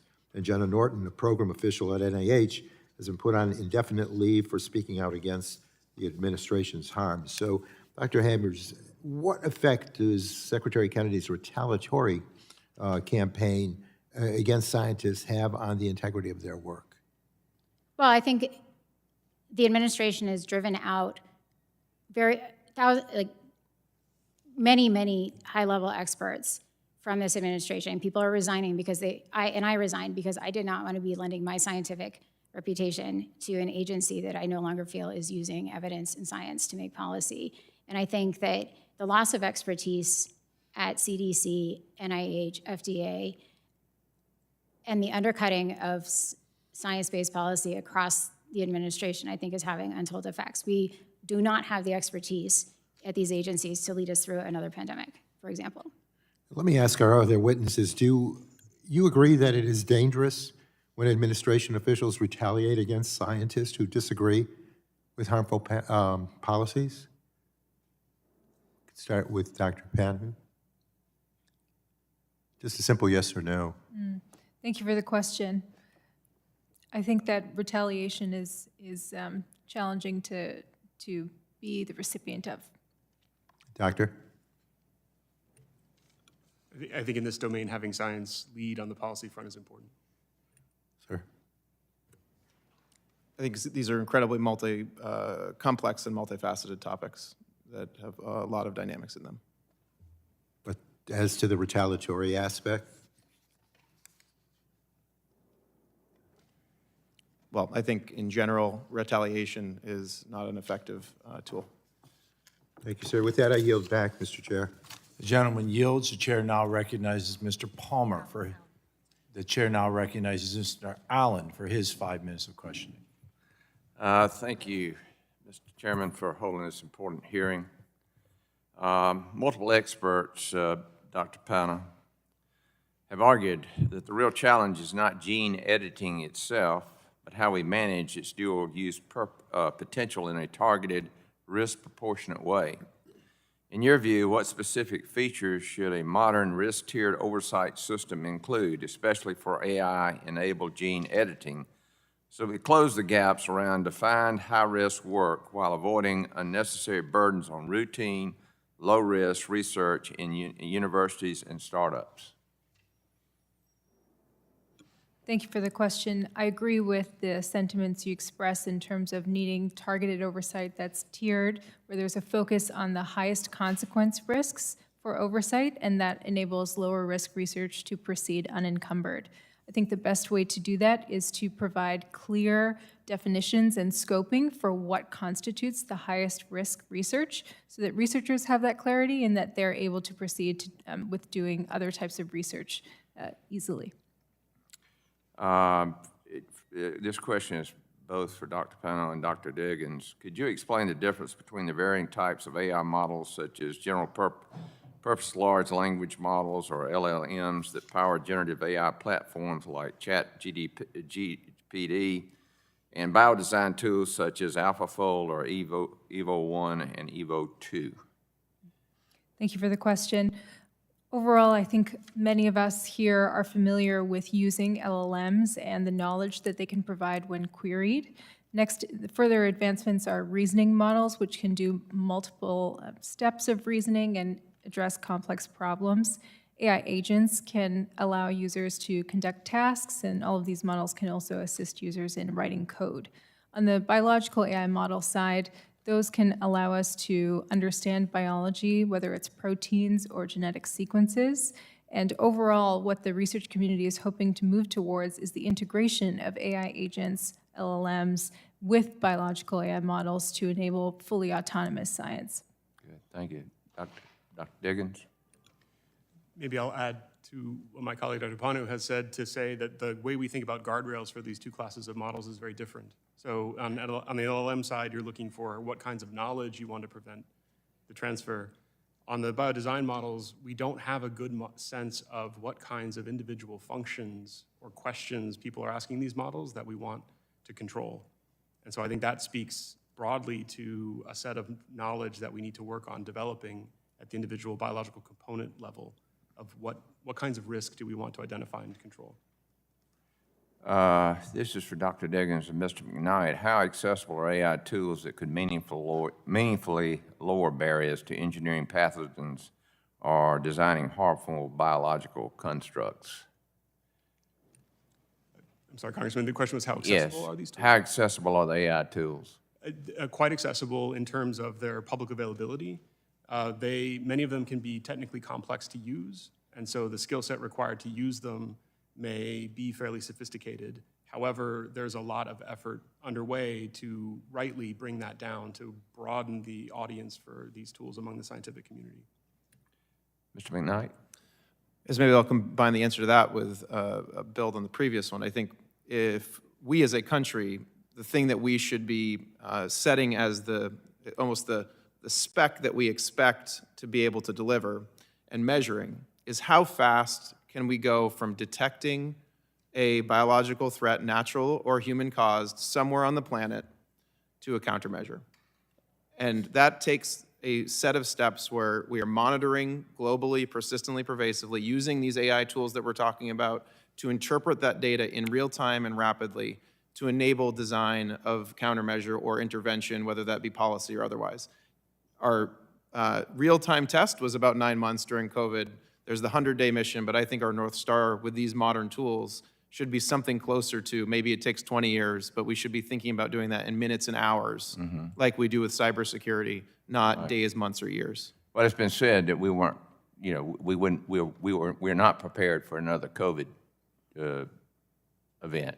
We were not prepared for the first COVID event.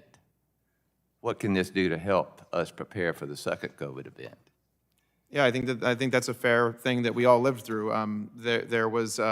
We dropped the ball. We couldn't develop a diagnostic test at the beginning of the pandemic, and it took us a long time to respond. If you do prepare via both our public health and national security institutions, detection capabilities that can rapidly inform what types of tests to make, what types of interventions to create, that infrastructure can collapse the amount of time. And that's something that doesn't exist today. No matter what, we need to invest to create that. It didn't exist at the beginning either. Okay, thank you. The gentleman yields. The chair now recognizes Ms. Trahan for her 5 minutes of questioning. Thank you, Mr. Chairman, and thank you to all the witnesses here today. Dr. Havers, you testified that we will almost certainly face future pandemics, and that despite the lessons of COVID-19, the United States is now less prepared to respond than we were in 2020. Since January, more than 1,450 research grants have been terminated, cutting over $750 million in funding in the name of government efficiency. Researchers say that this has wasted years of taxpayer-funded work and forced critical studies to just shut down. Some of those terminated grants include projects to improve recruitment for Alzheimer's clinical trials, increase vaccine uptake, study in utero exposure to contaminants in drinking water, prevent sexually transmitted infections with common antibiotics, test flu and COVID vaccine reminder tests, prevent HIV transmission and train HIV researchers and public health professionals, support early career scientists, and train the next generation of pediatric researchers. I mean, these cuts are creating a lost generation of scientists, shrinking graduate and postdoctoral training programs, blocking young researchers from securing funding to start labs or launch studies, and pushing some to just leave the country altogether. You've testified that changes to the CDC have made us less safe. Do cuts to critical research and the disruption of our healthcare and public health workforce pipelines make us any safer? No, they do not. And I think that we've heard from the other witnesses that we need to have all the tools possible to combat pandemic threats, including those generated or coming from AI. And all of these cuts that you listed and the fact that we are hamstringing ourselves in terms of scientific innovation in this country under this administration means that we will not have those tools available to us in the next pandemic. Thanks. I mean, this isn't a temporary disruption. It is a long-term brain drain that weakens our public health preparedness, our research capacity, and just the stability of our national scientific enterprise. On that note, I do want to turn to the reauthorization of the Pandemic and All Hazards Preparedness Act, or PAPA. In the years since COVID-19, Congress has failed to reauthorize PAPA in a meaningful way, leaving core preparedness programs in limbo. Programs like the Hospital Preparedness Program, Public Health Emergency Preparedness Grants, and the Strategic National Stockpile currently lack clear reauthorization, despite being foundational to our national response capacity. Dr. Havers, as Congress considers reauthorizing PAPA, what specific priorities should guide that effort to ensure that we strengthen our preparedness, especially in light of emerging technologies like AI, rather than repeat the vulnerabilities that we saw in 2020? As has been mentioned, we were not as well prepared for the 2020 pandemic, for the COVID pandemic in 2020 as we could have been. And I think that there were gaps that were identified, including in sort of data modernization, in laboratory testing capabilities, in rapid deployment of medical countermeasures, adequacy of PPE and other protections for frontline healthcare workers. And we were successful in rapidly deploying a vaccine, but it still took a year. And I think that investing in basic public health infrastructure, strengthening surveillance systems, improving data modernization are all things that are going to be critical going forward. And what a lot of the funding cuts that have happened have decreased basic sort of on-the-ground surveillance systems. I ran COVIDNet at CDC, and the last 4 years we put a lot of time and money and energy into speeding up data collection and transfer to continue to be able to produce high-quality data. That was a system that was set up very quickly. We started collecting data in March of 2020, but that was on the back of FluServNet, which was an emerging infections program, a very strong surveillance system. So if you have strong existing infrastructure and a strong public health workforce and an appropriate investment in public health and in science, we will be much better prepared to rapidly respond and fill in those gaps. And I think, so I would encourage, strong funding of state and local public health, strong funding of CDC, restoring grants to NIH, and not having ideologically driven decisions being made about grants. For example, the mRNA vaccine funding that has been pulled, that has vastly weakened our pandemic preparedness for the next pathogen. mRNA vaccines is one of the most promising technologies for us to be able to rapidly deploy a vaccine if another novel pathogen came along. Yet, Secretary Kennedy has an unscientific antipathy towards mRNA vaccines and yanked $500 million of funding. That has left us worse prepared. Thank you so much. I'll submit my last question in writing, but I appreciate your thoroughness. I yield back. Gentlelady yields. The chair now recognizes the gentleman from Idaho, Mr. Fulcher, for his 5 minutes of question. Thank you, Mr. Chairman. Mr. McKnight, question regarding a security concern, and you've touched on this, but I'd like to try to go just a little bit deeper. We're seeing reports about autonomous agents. Not just chatbots, but systems that can act on their own, hacking databases or stealing data, maybe even running a lab. Fear is that with that kind of a tool, terrorists really, all they really need is AI that can generate a weaponized sequence and ship it to a terrorist accomplice. Are we at that point where an AI agent can bridge that gap and help a bad actor develop a bioweapon? Thank you for your question. I think pieces of this have been covered, and so we can go one step. But I think the idea that human language models, LLMs, have real risk of uplift of somebody who doesn't have the same scientific capacity, maybe as a scientist from a leading institution, and biodesign tools. I think we all are worried about what will become of those capabilities and are watching them carefully. But part of the frontier of this technology is accelerating so exponentially fast that we have to recognize that things that are being developed outside of our control create risks that we are less aware of or may not be aware of unless we increase our collection and monitoring of those efforts. I think very specifically the important point here, and this goes to the focus on monitoring like we do in other domains like cyber or nuclear, is that there's still a barrier to the wet lab, like Dr. Panu mentioned. You have to go from digital bits and bytes to DNA to make something. And so monitoring not just the highest risk labs, but where this work is done in irresponsible ways, perhaps, around the world is a very important piece. I will say one last component of this that is critical to the core of the question. What we experienced with the SARS-CoV-2 pandemic, essentially the lesson that I'm very worried about our adversaries have learned is how vulnerable we are and how our inability to do truly until 5 years later, perhaps, and get consensus around attribution of where it came from, whether it was natural or not, forget the controversy around it, it's an intelligence failure. It's a failure of our ability to do attribution on the scale of any large intelligence failure in the past. And what that means is the threats of the future, even if they came from an actor, nation state or a terrorist, they don't have to be AI generated and manufactured. It can be something natural found, layered with misinformation, disinformation that fundamentally tears at our political, economic, and social fabric.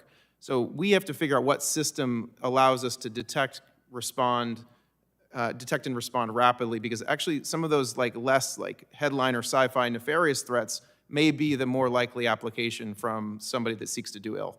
You're confirming some of our concerns. I want to shift to Dr. Panu. And we've touched on this as well, so forgive the repetitiveness, but I want to take maybe a different angle here. In an attempt to try to close the door on this, President Trump had the executive order back in May. And looking at the gene synthesis, if you have done this in the section of the President's EO, the gene synthesis section, can you say what specific parts of that order are actually going to stop these threats or have the best chance of stopping these threats? Can they stop that threats if implemented? And just as a follow-up, what else should we in Congress be doing about this? Thank you for the question. Overall, I'm glad that you mentioned the executive order from May. I think that's an important initiative. There are a couple of things in that I would want to highlight. The gene synthesis provisions do call on Congress to proceed with a legislative effort to make gene synthesis screening mandatory across the U.S., and that's something that Congress could advance. The other provisions on clearly defining what is dangerous gain-of-function research, those policies have yet to be released from the Office of Science and Technology Policy, so Congress could ask for an update as to those and where they currently stand. Thank you for that. Mr. Diggins, I have actually 3 questions for you, and obviously I don't have time to do it, so I'm going to submit those in writing and just thank you all for participating today. Mr. Chairman, I yield back.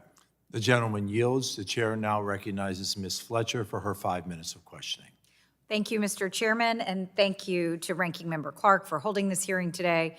Thank you to our witnesses for your testimony, for being here. As several of my colleagues have mentioned already, many of us are fearful because the actions that we've seen from President Trump and this administration make us less prepared in the event of a pandemic and a public health crisis, as we've discussed today. This year, Secretary Kennedy, as everyone here knows, has fired thousands of scientists and civil servants who work to keep us safe from disease, who protect us from harmful products, and who carry out critical research to advance new cures.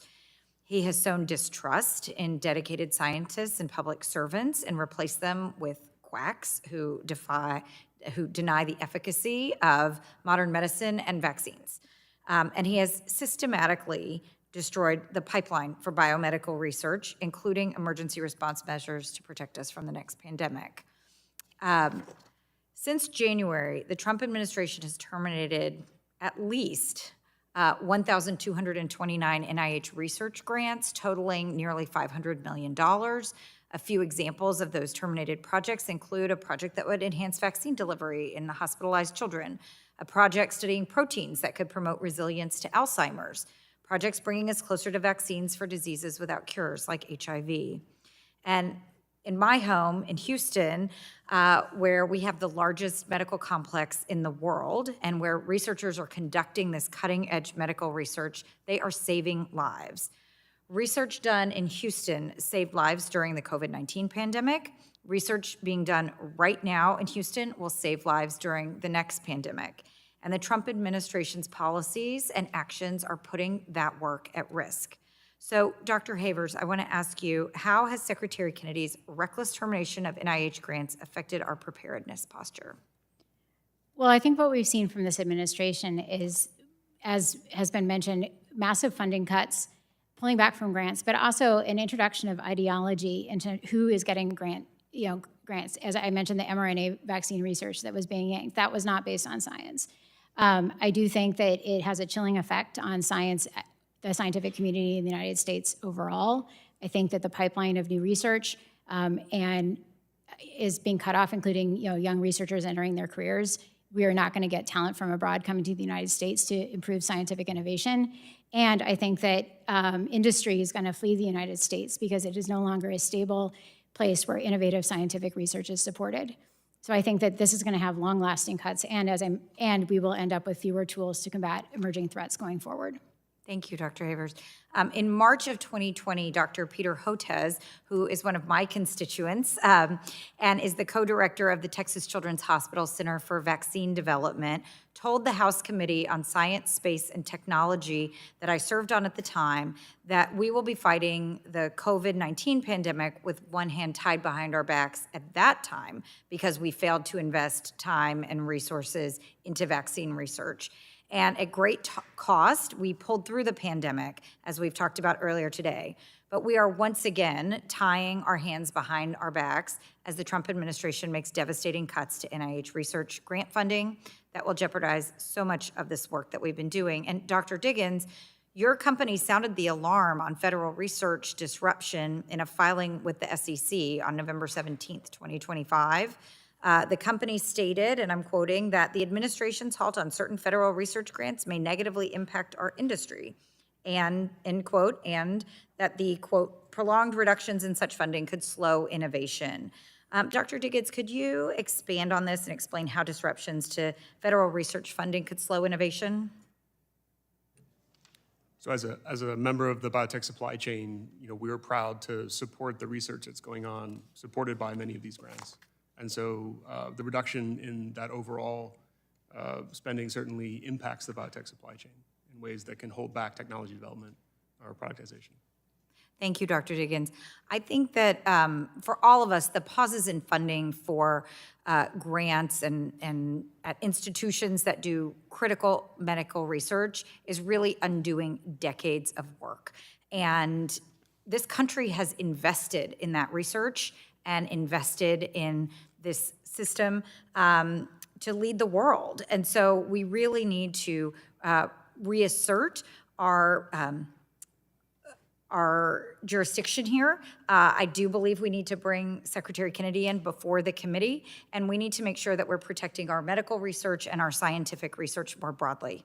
So thank you all for your testimony and for sharing your observations and your perspectives with us. And Mr. Chairman, I will yield back. Gentlelady yields. The chair now recognizes the gentleman from Alabama, Mr. Palmer, for his 5 minutes of questioning. Thank you, Mr. Chairman. Dr. Panna, in your written testimony, you pointed out that there's a lot of areas in regard to biosecurity and biodefense, but you said they're under-incentivized by the private markets. What incentives are needed for biosecurity and biodefense? Thank you for the question. I think generally pandemic preparedness has been under-incentivized by the private market because pandemics are difficult to predict and they don't represent a reliable customer segment essentially for the private market. And so that's where government needs to step in and provide appropriate incentives for that, and that would include supporting the development of some of the approaches we've heard today, including methods for detection, methods for response, platform technologies to enable our countermeasures development. All of those would be needed. But shouldn't you also be anticipating that the weaponization of biologics?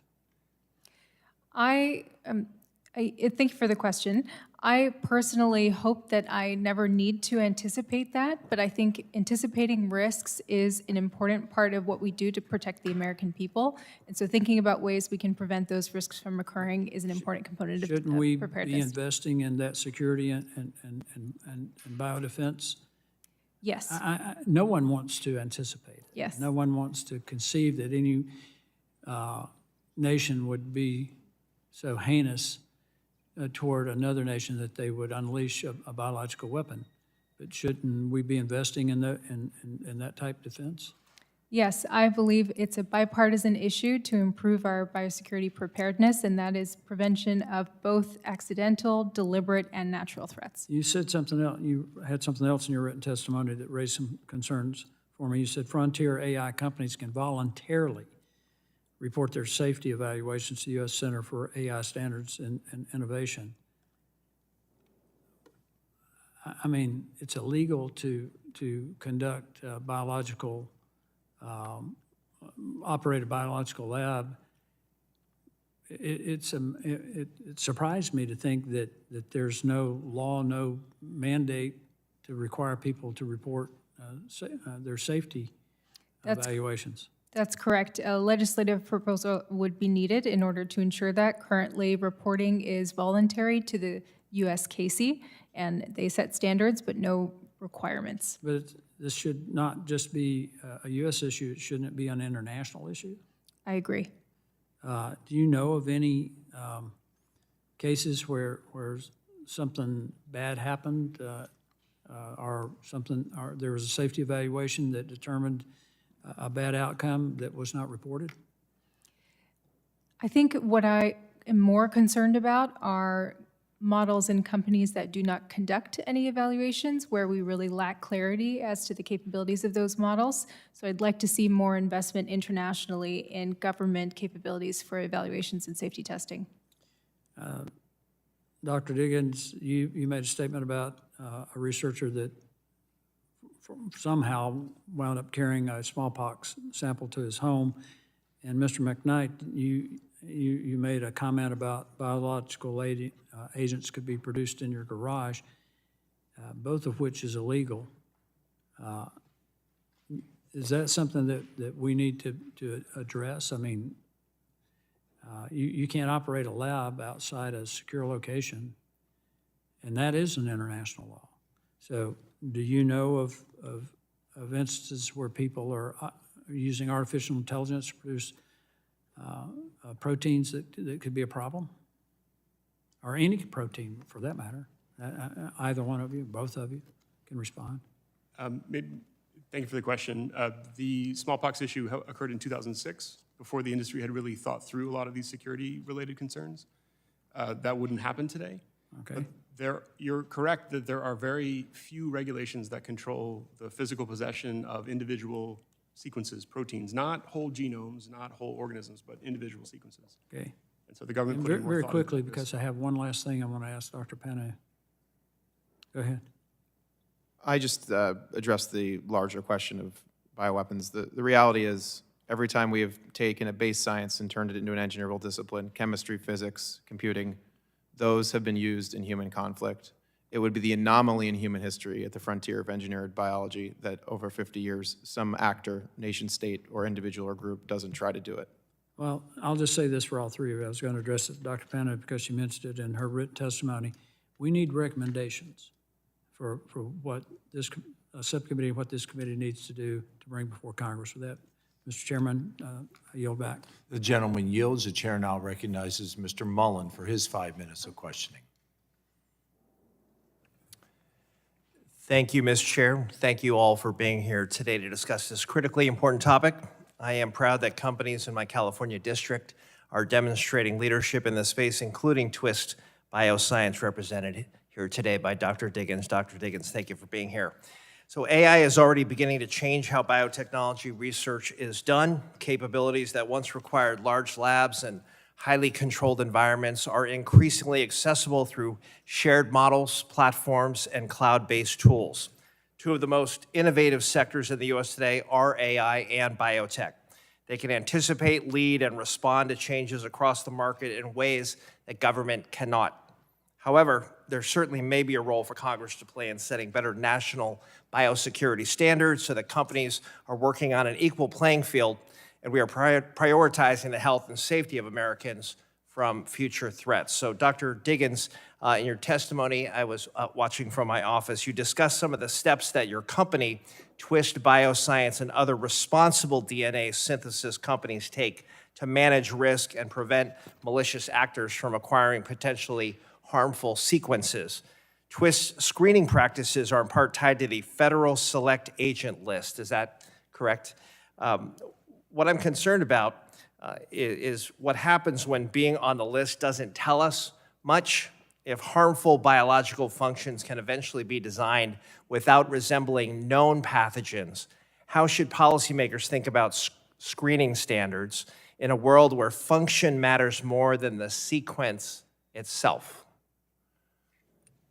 Thank you, Congressman, for the question. I think this is really a key sort of paradigm shift that I would hope that Congress will think through, is the move from enumerating lists of well-known, well-characterized viruses and bacterial pathogens that occur in nature to generalized concepts of, if I have a biological system that I want to defend, what kinds of harm am I trying to defend against?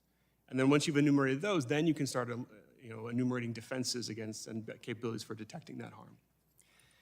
So if you could just amplify, what are some of the steps you think Congress could take to ensure responsible companies in this space are not at a disadvantage to those that don't conduct rigorous screening of clients and requested sequences? The industry has worked quite hard over the past 10 years to make screening systems more lower cost and widely available.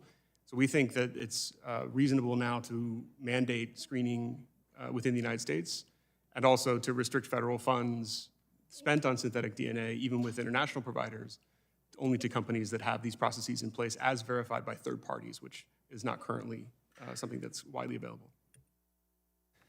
So thank you for that. As these tools become more capable and more widely available, we need to ensure that they're being used for beneficial research to find new cures to diseases and to save lives, and not to make it easier for bad actors to re-engineer viruses or build bioweapons. So Dr.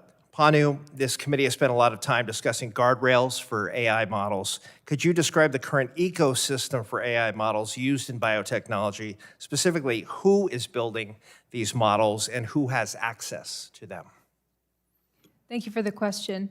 Largely for models that are used for life sciences research, those are being developed by U.S. academics and other leading academics globally, as well as nonprofit and industry research organizations.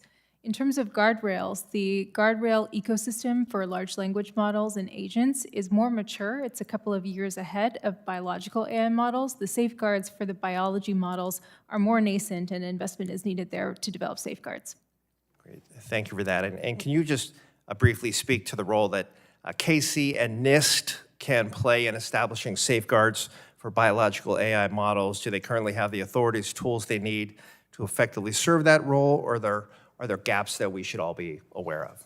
Thank you for the question. I think that Casey is doing incredibly important work in terms of working with frontier AI companies, having those voluntary agreements where they can guide companies with regards to safeguards development. Casey needs to be enabled to be able to do that on the biology model side. They need to be empowered by Congress to do so in terms of being given the authority, for example, to define the set of biological AI models that do pose harms, and that clarity would also help industry in terms of knowing where they can focus their efforts, where they need to attend to safeguards. Excellent, thank you for that. Thank you all for being here. With that, I yield back my time. Thank you. Up next is the gentleman from Texas, Mr. Crenshaw. Thank you. I think a lot of the good questions have been asked, so this might feel repetitive. Dr. Diggins, when a lab rejects a dangerous order, is that information shared with anyone? Any federal requirements that would compel you to share that with anyone at all? Or is it just voluntary? Thank you for the question. Right now, that information, there are two possible routes for sharing. One is through the International Gene Synthesis Consortium, which is an industry consortium of synthesis companies. And the second would be directly with law enforcement. There is no requirement for when that information is shared if an order is denied.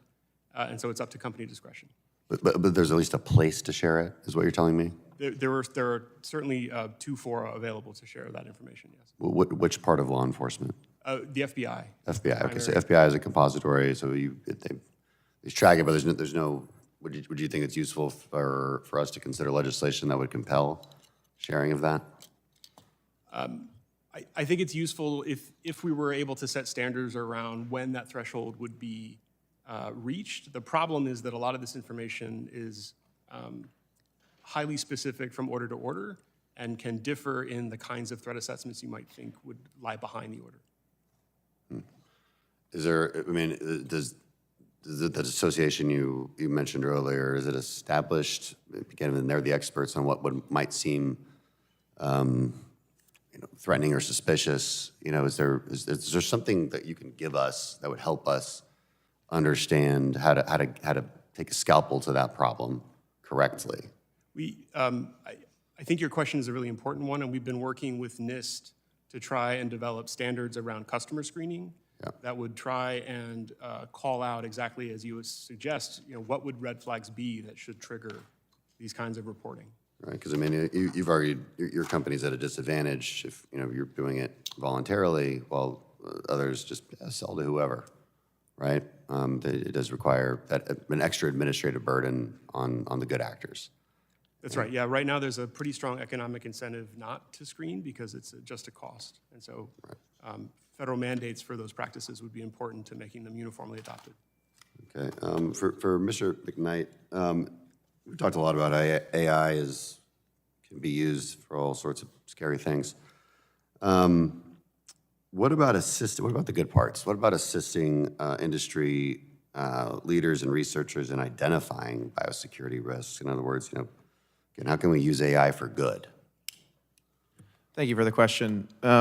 This builds on the conversation we were having about select agent lists and then the new incredible diversity of threats.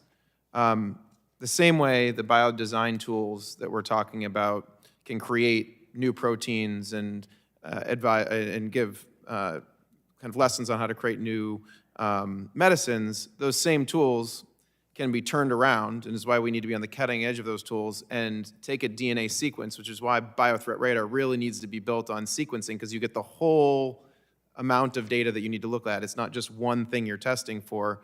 They can be turned around to automate the process of interpreting a sample that you're looking at.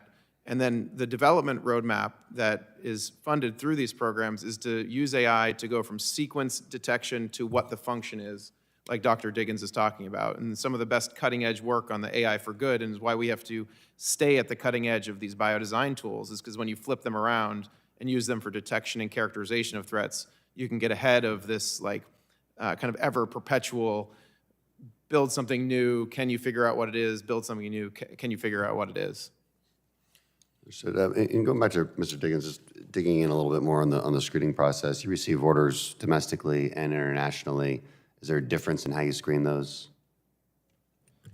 No, they all go through the same screening process. There's a difference in how we interpret the outcome. So some orders might be subject to U.S. export controls. Okay. Okay, so there are some, if it's an international order, there are some, because of, like you said, U.S. export controls, there are at least some restrictions in place. That's right. Under federal law. I'll follow up. And for Dr. Panu, in my last 30 seconds, I'm trying to play a cleanup on all the questions that haven't been asked. Are clinical researchers trained in responsible lab conduct related to AI biorisks? Do we have like a curriculum for that? Thank you for the question. There isn't currently curriculum for that, but I do believe there's interest, so that would be important to advance. Okay, very interesting. Yield back, thank you. The gentleman yields. The chair now recognizes the gentlelady from New York, Ms. Ocasio-Cortez, for her 5 minutes of questioning. Thank you, Mr. Chair and Ranking Member Clark, and I want to thank our witnesses for offering all of their expertise today.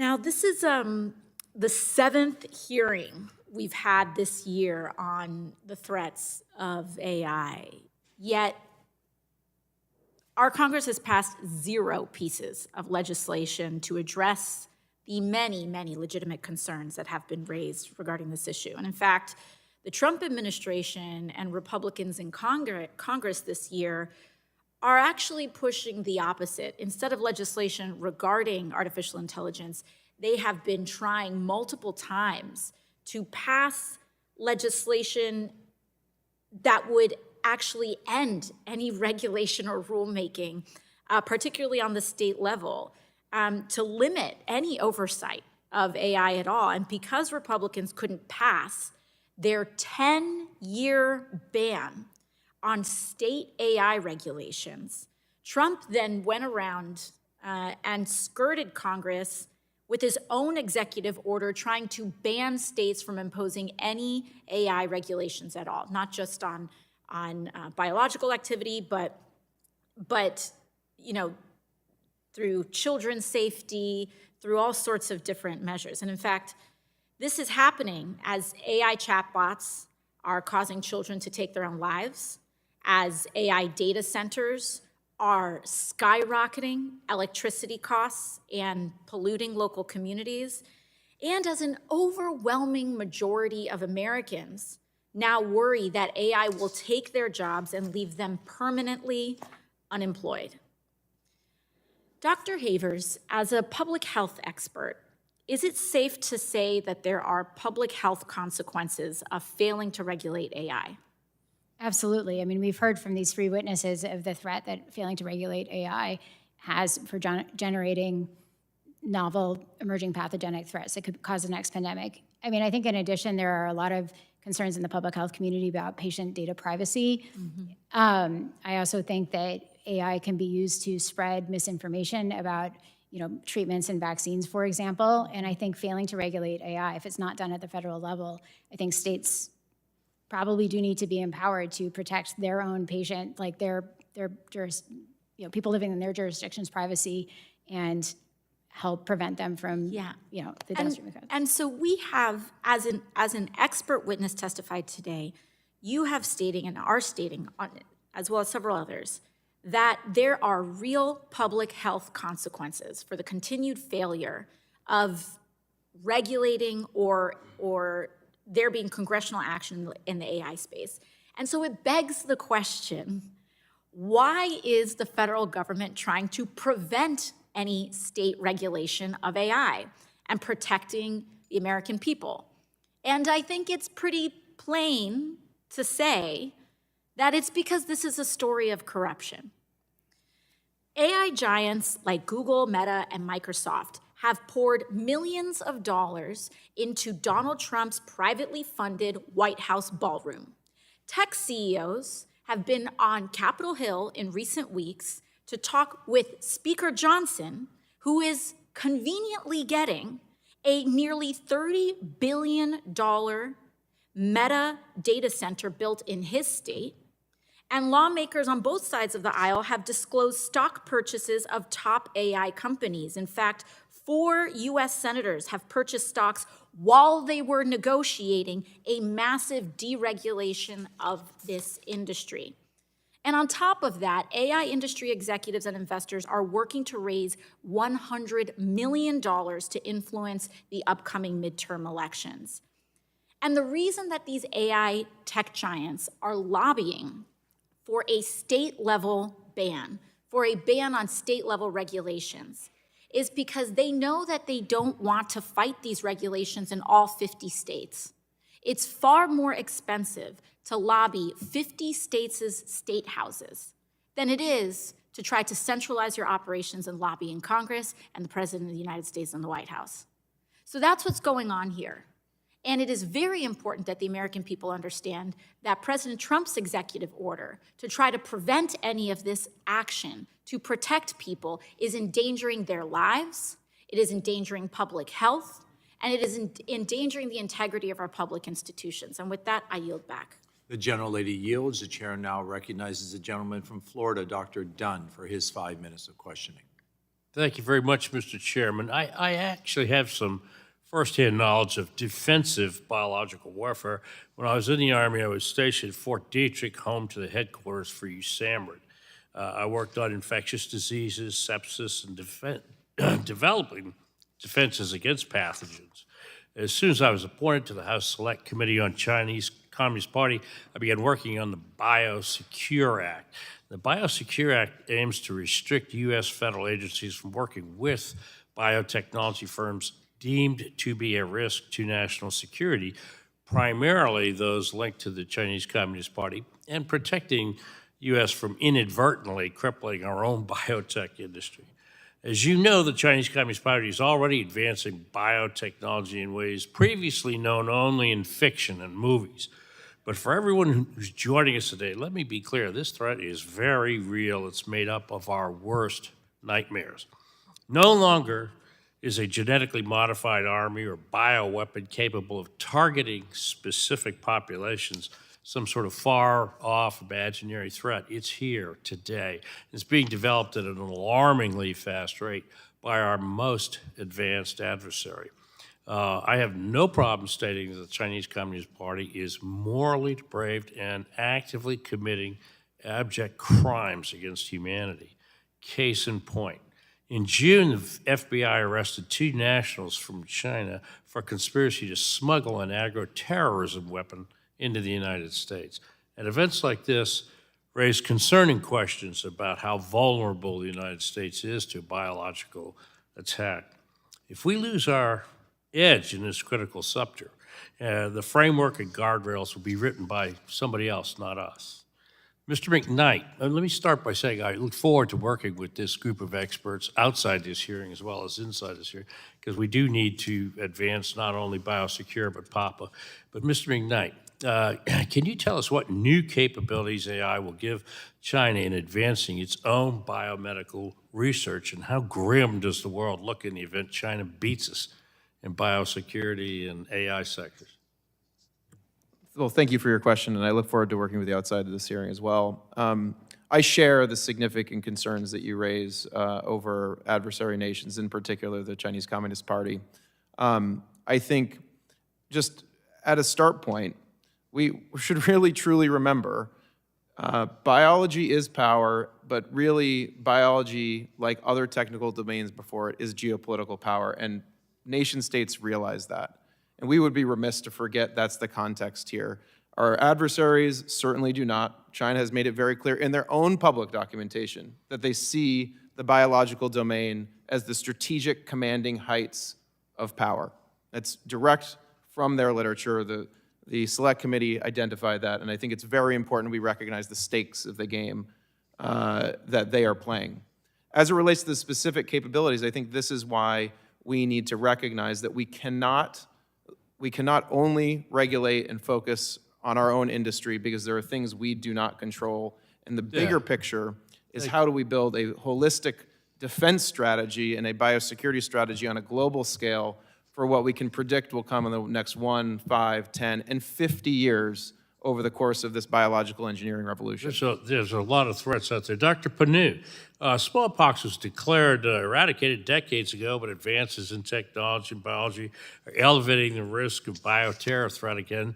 Tools that accelerate gene design, modeling, and synthesis are widely available, and national security experts have warned us that they may recreate these bioweapons from yesteryear. I'm concerned that smallpox could easily be recreated by our enemies. From your perspective, how credible is the threat, and is the federal government prepared to address that threat?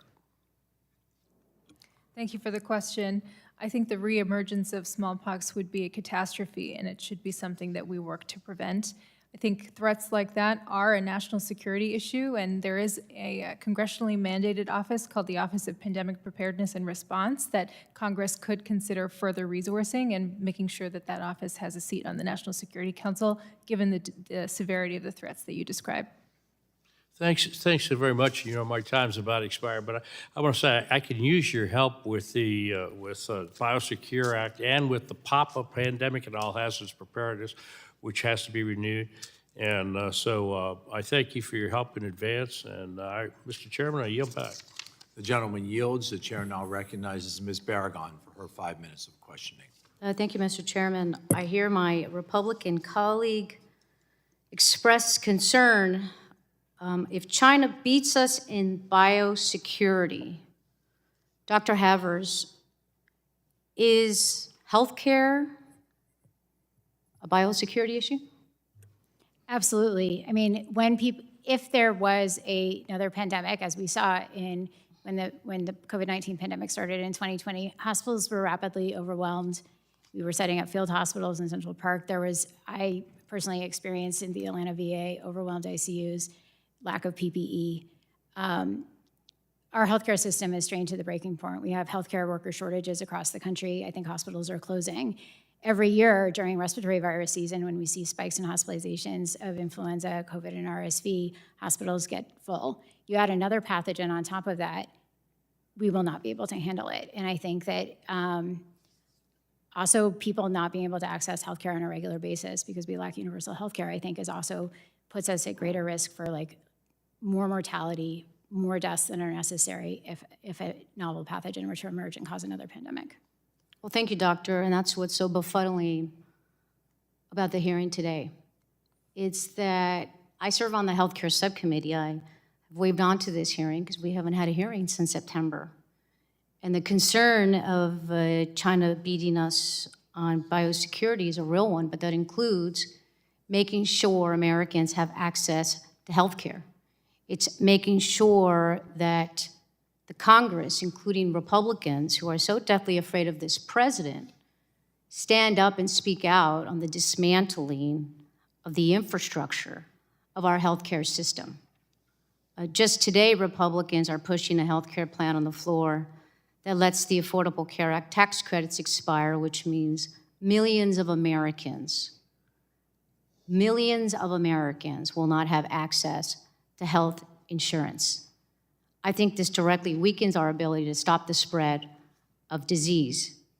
Now, we had 4 courageous Republicans join Democrats in saying Americans should have insurance and we should extend these tax credits. And so I want to continue to call on the Speaker to bring the bill up immediately for a vote. Dr. Havers, I want to talk a little bit more about health coverage. When people can afford health insurance, they're more likely to seek preventive care. They're more likely to get vaccinated and see the doctor when they feel sick. If Republicans fail to extend the Affordable Care Act tax premium credits, 20 million Americans will see their premiums double and over 4 million will lose their coverage entirely because the costs are too high. If people cannot afford care and they delay treatment, how does that affect the spread of a virus? What we will see is we'll see people presenting much sicker than they would have otherwise been. I think if people delay care, don't have access to preventive care, access to life-saving vaccines like the influenza and the COVID-19 vaccines, people will be less vaccinated. So we will see thousands more people potentially ending up in the hospital when they could potentially have had a mild illness and stayed at home. I think that's just sort of dealing with current viruses. But I think in general, if people don't have access to preventive care, when they are infected with a novel pathogen, for example, they are far more likely to have bad outcomes. The people that are continuing to die of COVID-19 now are people with underlying medical conditions, generally, and it has the greatest impact on older adults, very young children, and those with underlying medical conditions. The sicker you are, if you aren't able to access regular health care, the more vulnerable you are to a pandemic threat. This pandemic was far worse than the 2009 pandemic that we had with H1N1 because there was no population-level immunity among older adults who are the ones that are most vulnerable to severe outcomes. And this is why we saw more than 1 million Americans die from COVID-19. I think having a robust healthcare system where all people have access to treating underlying medical conditions that will, mitigate or make them less likely to have severe outcomes if there was a novel pathogen, I think is very important. But just even deploying vaccines, if they become available, is really challenging to do if you have no primary healthcare provider, if you have a weakened healthcare infrastructure, and if people aren't able to get treatment in the setting of a pandemic because hospitals are overwhelmed and we don't have enough nurses, doctors, and other hospital staff to provide care. And then quickly, are you concerned at all about the current assault on assaults making them, the assault on vaccines making them less affordable? Absolutely. I mean, I think that there's a lot of ways that that could play out. I do think that one of the things that this committee, the ACIP committee, if they do not recommend a vaccine, and they change it and they don't say a shared clinical decision-making, then it doesn't necessarily have to be covered by Time has insurance. expired. Great. The chair now Thank you. I yield back. recognizes the gentlelady from Washington, Dr. Schreier, for her 5 minutes of questioning. Thank you, Mr. Chairman. Thank you to our witnesses. We're here to discuss the biosecurity risks of the intersection of AI and biology. And while the potential for a bad actor to use AI to design a virus that is as miserable as Ebola and as contagious as measles is terrifying, the most serious biosecurity threats facing the U.S. right now are not theoretical. Measles is already here, it is already killing children, and it does not require AI to spread quickly. All it requires is some gaps in vaccination and a plane flight or a trip to the grocery store. It is one of the most contagious diseases out there. It is entirely vaccine preventable, and no child should have to suffer or die from it. Dr. Havers, what does the ongoing measles outbreak tell us about the consequences when vaccination uptake drops, particularly for children or people who are immunocompromised? No, that's a great question. I mean, the fact that measles we've had continuous outbreaks of measles for the last 11 months, indicates how important herd immunity is. Certain vaccines are extremely effective that if everyone in the population is vaccinated, the disease will not be able to spread widely through the community. This is maintaining herd immunity for diseases such as measles, where we have an effective vaccine. It protects not only infants too young to be vaccinated, people are immunocompromised and the vaccines don't work, but it protects the entire community. When we've had decades of misinformation and false information about the safety and efficacy of vaccines, and what we're seeing is we're losing herd immunity in settings for pathogens like measles, where herd immunity is critical to stop Because of misinformation spread for decades by RFK Jr. and others like him, sowing doubt. I'm wondering, just as you think about the landscape, and I've asked this to some of your former colleagues, what are some of the other vaccine-preventable diseases that you are worried might reemerge if this trend of sowing misinformation and scaring parents and dropping vaccination rates continues? I mean, it's possible we'll see the return of polio, for example, but I think what we're already seeing are diseases like Haemophilus influenza B and pneumococcal meningitis, which, as any pediatrician that trained in the 80s, they got very good at doing spinal taps on babies because this is a frequent presentation of devastating invasive bacterial infections. Effective vaccines have basically eliminated those in children in America. But I think young pediatricians now are going to have to get a lot better at doing spinal taps because they are seeing a huge number of unvaccinated children, so they can't rule that out. So even if they don't have that disease, they get more testing. That's right. But also we're going to see an increase in pediatric deaths because of those diseases. And I trained in the 90s and still did a lot of spinal taps. And I just want to just connect some dots between a link there.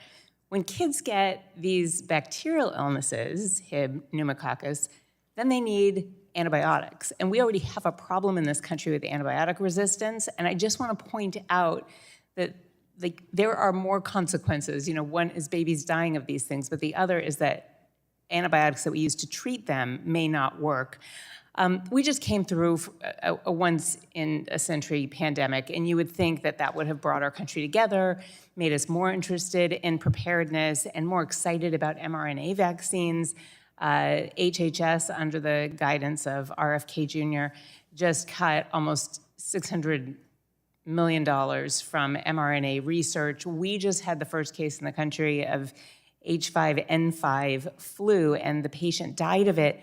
And this is exactly why we need mRNA vaccines, which brought us that COVID vaccine in record time. I think the fastest before that was 4 years, and we got it in a year, in less than a year.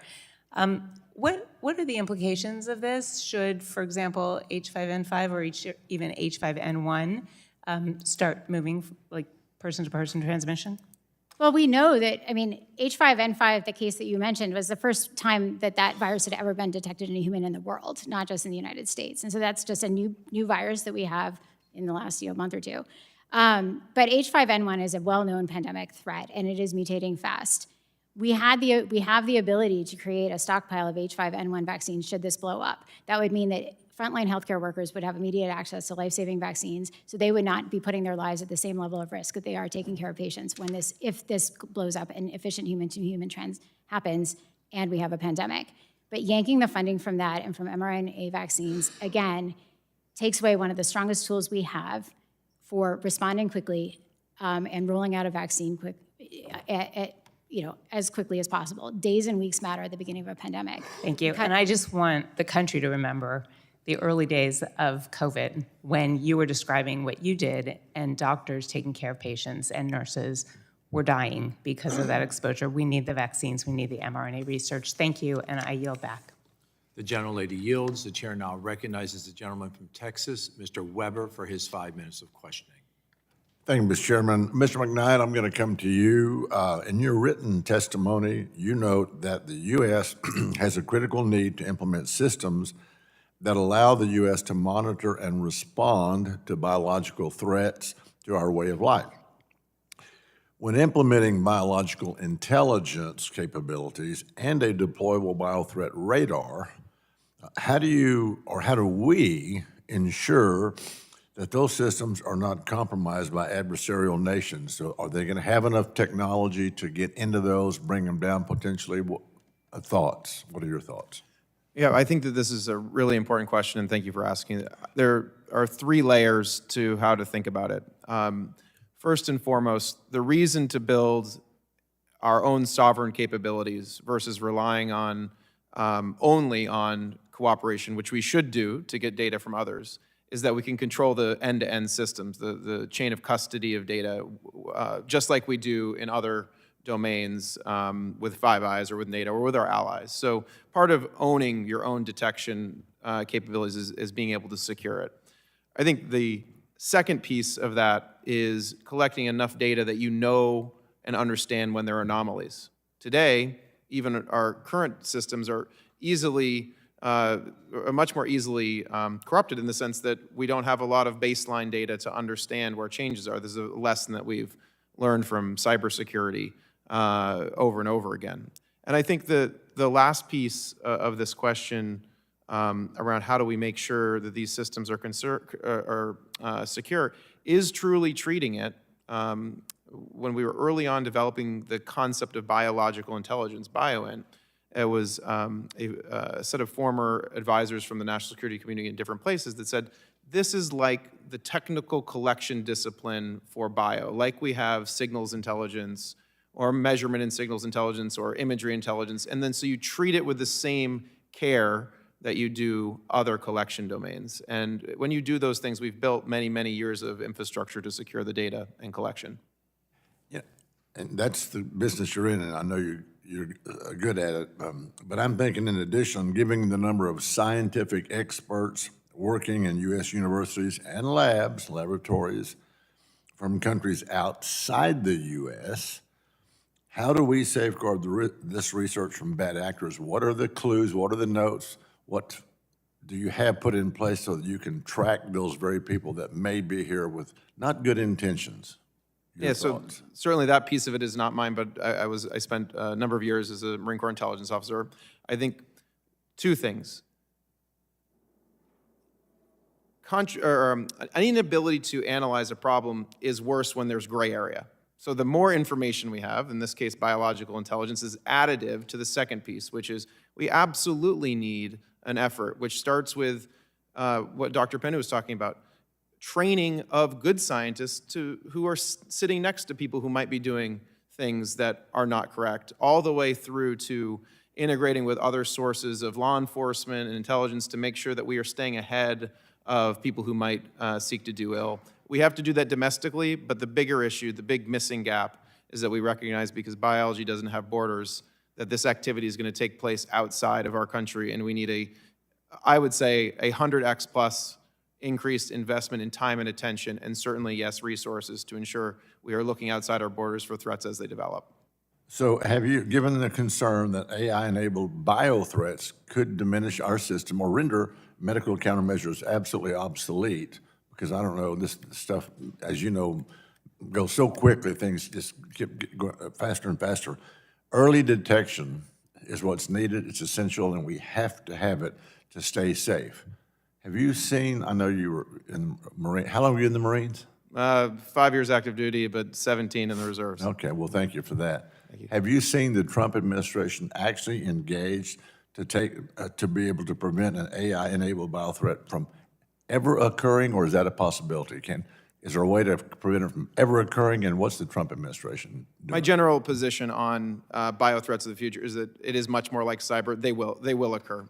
And so we need to be able to do what you are saying, rapid detection all the way through to rapid countermeasure development. The Trump administration, building on previous efforts and frameworks, has launched this concept of biothreat radar and has asked for funding for HHS CDC to reallocate towards expanding detection programs. The State Department is also doing the same thing under the moniker of biothreat radar. I appreciate that, Mr. Chairman. I yield back. Gentleman yields. The chair now recognizes Mr. Auchincloss for his 5 minutes of questioning. Thank you, Chair. I appreciate the opportunity to weigh on this important discussion. The United States and peoples around the world indeed face emerging biothreats, and appreciate the testimony of the witnesses here, particularly Mr. McKnight, who I'm proud to say is a constituent, and Massachusetts is certainly proud to have Ginkgo Bioworks founded and operating out of our state. And I served on the Select Committee on China last term. I've got significant concerns about biology as the sixth domain of human conflict and the Chinese Communist Party's willingness to weaponize that domain. I tend to agree with Mr. McKnight that any domain that can be weaponized in the field of human conflict ultimately will be. Yet, regrettably, I believe the biggest threat to global health right now is not coming from the Chinese Communist Party. It is the reality that the United States Secretary of Health and Human Services does not believe in the germ theory of disease. He has repeatedly, over the course of his career, said that the germ theory of disease, which might be the single best supported scientific theory of biology of the last 200 years, is spurious. He favors what's called terrain theory, which is the concept that your body gets sick because of an imbalance of humors within your body, and microbes take root in your tissues to clean out the bad stuff. We are trying to prepare for a future in 2050 of pathogens, both accidental, natural, intentional, with leadership that believes in a theory that would have been out of date in the 1850s, before the United States Civil War. It is an embarrassment to the American public. Dr. Havers, you had to work in an environment created by this kind of quackery and conspiracy. Could you speak about the culture it creates amongst scientific experts at CDC, at NIH, at FDA, when the leadership of HHS rejects foundational science? I mean, it makes it impossible to work, and I think that that's why we've seen such a loss of expertise at all these federal agencies, either voluntary, you know, in large part voluntary, because they could not tolerate being under a leadership that regularly espouses unscientific nonsense, frankly. And I think that as a science, you know, these are nonpartisan agencies. Like CDC historically has only had one political appointee, and people have worked under multiple administrations without interference. See, people in these agencies care about science and care about data, but it is incredibly demoralizing when you see the agency that you've dedicated your career to weaponized to spread unscientific and dangerous theories. Can we prepare for future pathogens using a terrain theory of disease? Absolutely not. No, of course not. I mean, we need to have people that actually know what the science is and understand basic science and leadership. You also had to work under Mr. Brad Smith, is that correct? Yes, I mean, I didn't directly interact. But you were working there when he was running Doge Healthcare. Yes. Now, Mr. Smith now has gone from running Doge Healthcare to the State Department to run global health. When he was at Doge for the U.S. Health and Human Services, and I want to build on the theme from the gentlelady from New York here of corruption, Mr. Smith had a private firm, Main Street Health, whose biggest investors were the biggest health insurance corporations in America, all the biggest customers and providers of health insurance under Medicare Advantage. He then was put in charge of Medicare through Doge and proceeded to increase reimbursements for his own investors and cut the regulations of these Medicare Advantage organizations. Rewarded for that behavior, he is now running U.S. global health at the State Department. Do you think our allies and people overseas can have confidence that Mr. Smith is going to execute in the interests of global health or in the interests of his investors? I don't know, I don't have personal knowledge of Mr. Smith's dealings, but I will say that the scientific credibility of the U.S. abroad has been incredibly damaged. People are looking with horror on what has been done at NIH, FDA, CDC. I do think that we do not have the leadership in place that has the integrity and the best interests of the American people at heart at the moment. Do you think it would help our credibility if Congress would do oversight of RFK, of Mr. Smith, and of the other chieftains of U.S. healthcare right now? I think so. I mean, I think it's very much needed. I mean, for example, Secretary Kennedy has basically run roughshod. Gentleman's time has expired. I yield back. Thank you, Dr. Havers. Seeing that there are no further members wishing to ask questions, I would like to thank our witnesses. Thank you for your time. Thank you for the delay because of votes that occurred today and for being with us here today. We are at a critical intersection, and your expertise will help form policy as we move forward. We know these issues need to be addressed, and this committee is willing to do that. Pursuant to committee rules, I would remind members that they have 10 business days to submit the additional questions for the record, and I ask the witnesses to submit their responses within 10 business days upon receipt of the questions. Members should submit their questions by the close of business on Tuesday, January 6th.